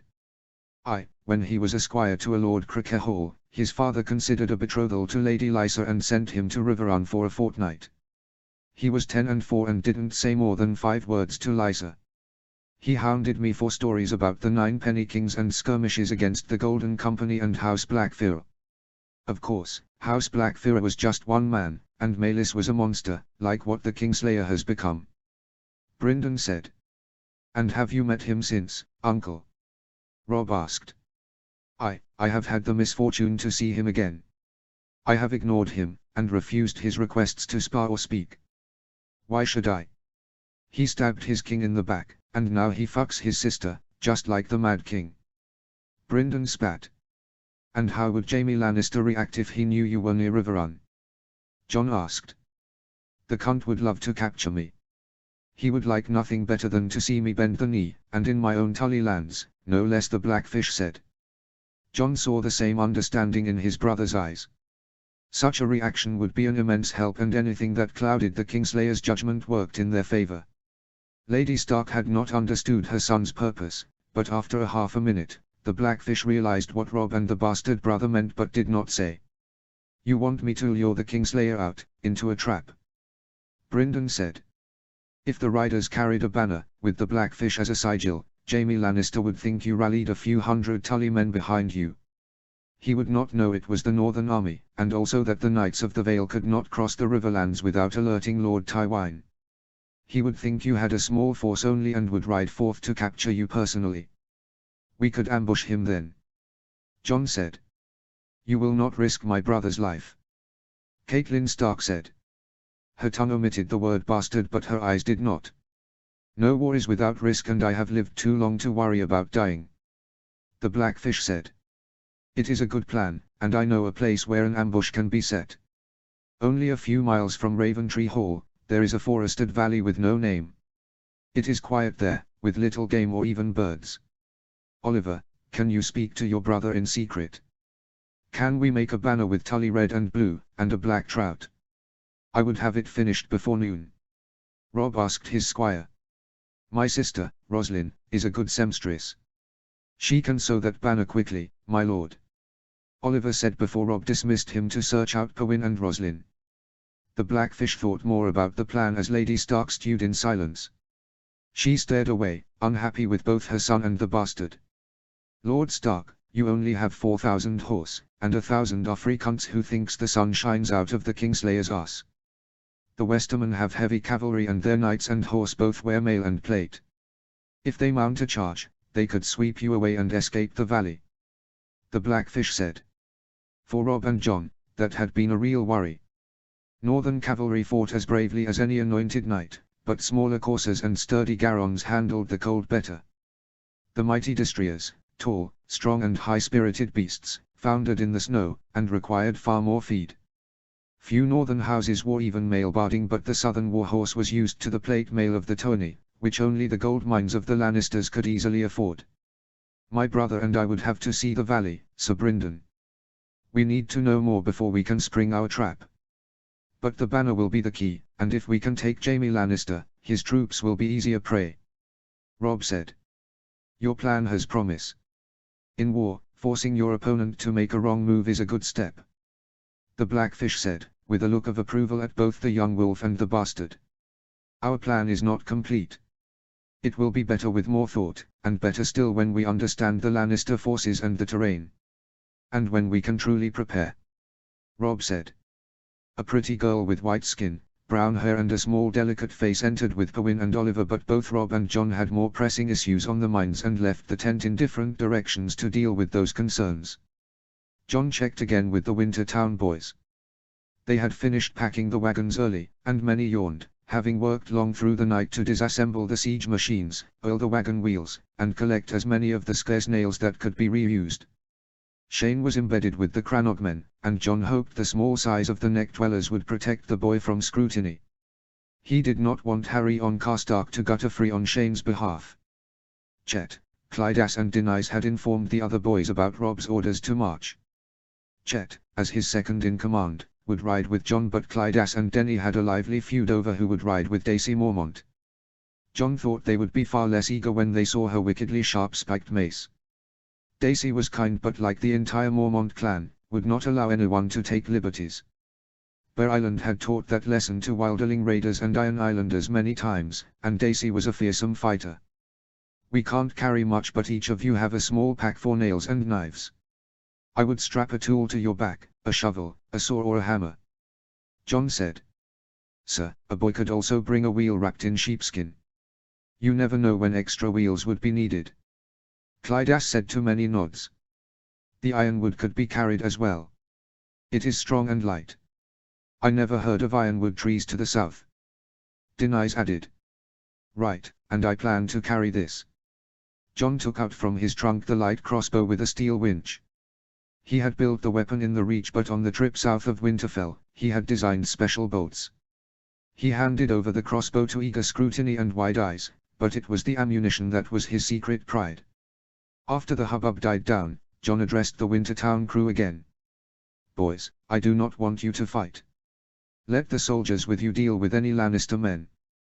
Do not be a hero and die, you are too valuable for that. But Maester Snow, why do you have a crossbow then? Chet asked. I will stay by my brother's side. Robb's life is a key to our victory. And it is no regular crossbow. John smiled. They arrived at the forested valley on late morning of the third day. Robb left most of the cavalry behind to drink their fill in the clear waters of the Blue Fork. He wanted his men to be well rested before any battle. They passed Old Stones yesterday, the ruined castle raised by the kings of the river and the hills. Tristifamud fought 199 battles and lost the last, but that final battle broke the first men south of the neck. The Riverlands submitted to the Andal invasion soon after, leaving only a few barrows and haunted memories. Robb's personal guard had brought the crew, and the Wintertown boys dismounted to survey the woods.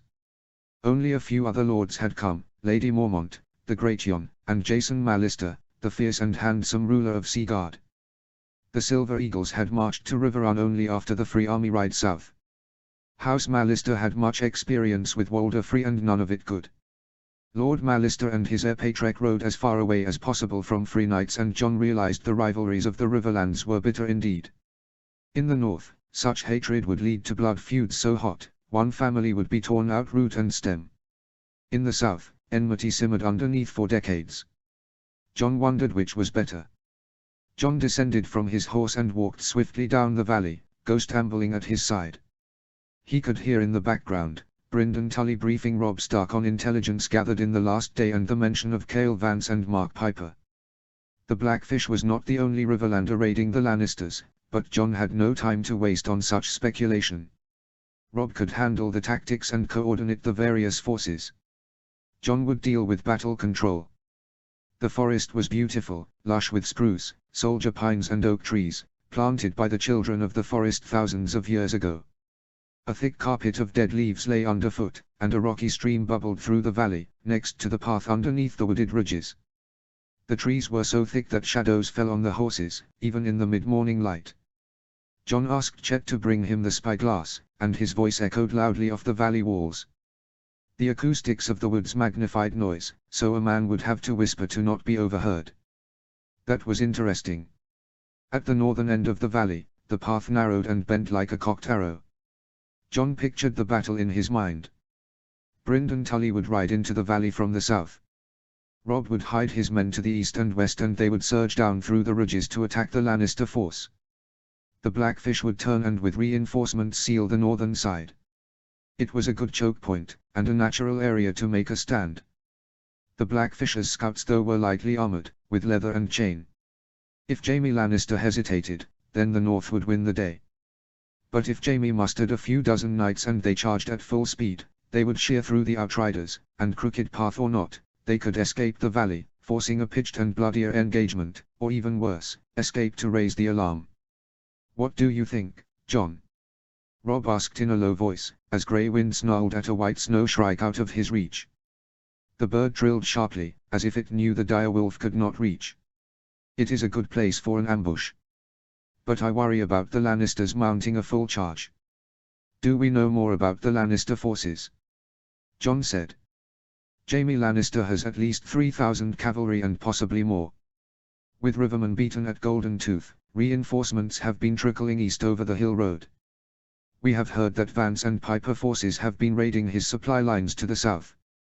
He is using his cavalry to shield the infantry besieging Riverrun," the Blackfish said. Jon nodded. Those were standard siege tactics. Cavalry foraged, protected foragers, and fended off nuisance attacks, while the infantry stayed close enough to encircle but far enough to avoid arrows. Siege weapons bombarded castle walls.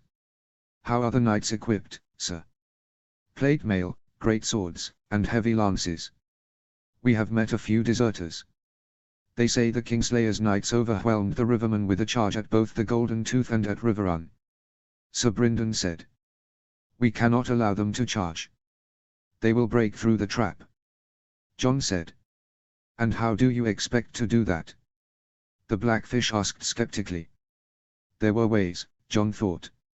He could light the valley on fire, dig trenches and fill them with water from the river, or even litter the path with caltrops made from nails spiked through wood. But all three would kill the outriders first, and despite Lady Stark's opinion, he was not bastard enough to sacrifice her uncle. House Stark would not knowingly condemn good men to death. "I will make certain the Lannisters do not escape to the north side. I can build catapults," Jon said. The Blackfish was surprised, but Robb readily accepted his brother's words. "We need to move quickly," Robb cautions. "Every day that passes is a day that Tywin Lannister may send troops to Riverrun. This afternoon, the outriders will harry the Lannister forces and carry the Blackfish's banner. If he sees the Kingslayer riding out, Sir Brynden will lure him to the valley tonight. You will only have a few hours to prepare. I will need a few men. Give me Small Janumber and the Foresters," Jon said. He turned to his boys, and began to give orders to saw wood and gather the nails and tools together. Several sets of wooden wheels were strewn on the earthen path. Robb walked back to his guard, relaying instructions to the Smalljan, Roderick and Ethan Forrester to help Jon. "My lord, I know your brother is skilled, but he cannot build a catapult in the forest. He has few saws and hammers, but no rope, no steel, and no way to shape wood. There are only a few rocks here large enough to be used as a missile," the Blackfish said. Robb thought about the story of the general raising the banner. "I trust my brother, sir. If he says he can stop the Lannisters, then he shall. We have other responsibilities."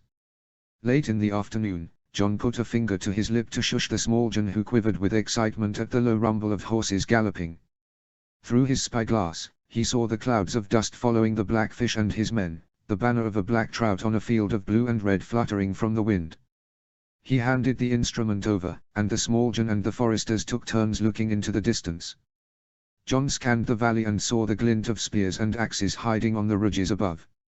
Much of the northern cavalry had dismounted to fight, so they could surge down on both sides. Ghost stared south, hard red eyes looking for the approaching enemy. With the naked eye, Jon could make out the Blackfish's grey horse closing rapidly on the path. Only a few minutes now. Initially, Robb had planned to spring the trap by blowing horns. For some odd reason, the Karstarks, Mormonts and Umbers all carried long war horns carved from wild cattle. The Freys and the Mallisters also used bronze trumpets to rally their troops, like a bizarre mummus performance.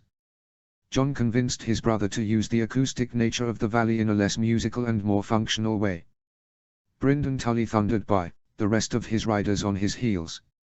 Jon saw the gleaming golden armor of the Kingslayer, the flowing crimson cloak, and a white war horse in gold barding. He turned to signal Chet while Roderick and Ethan Forrester pushed the machines forward. The small John lifted up an enormous rock and screamed a deafening yell that echoed through the valley. "Fire the catapults!" The small John hurled the rock, the missile landing well short of Jaime Lannister. A few stones whirled from staff slings whizzed over the path, and landed closer but still in front of the destroyers. Jon had no doubt that they were visible now, the wooden frames, levers and bars of the catapults turning the heads of the Lannister knights. Jon Snow devised his plan with three principles in mind. Tywin Lannister had a fearsome reputation as a great commander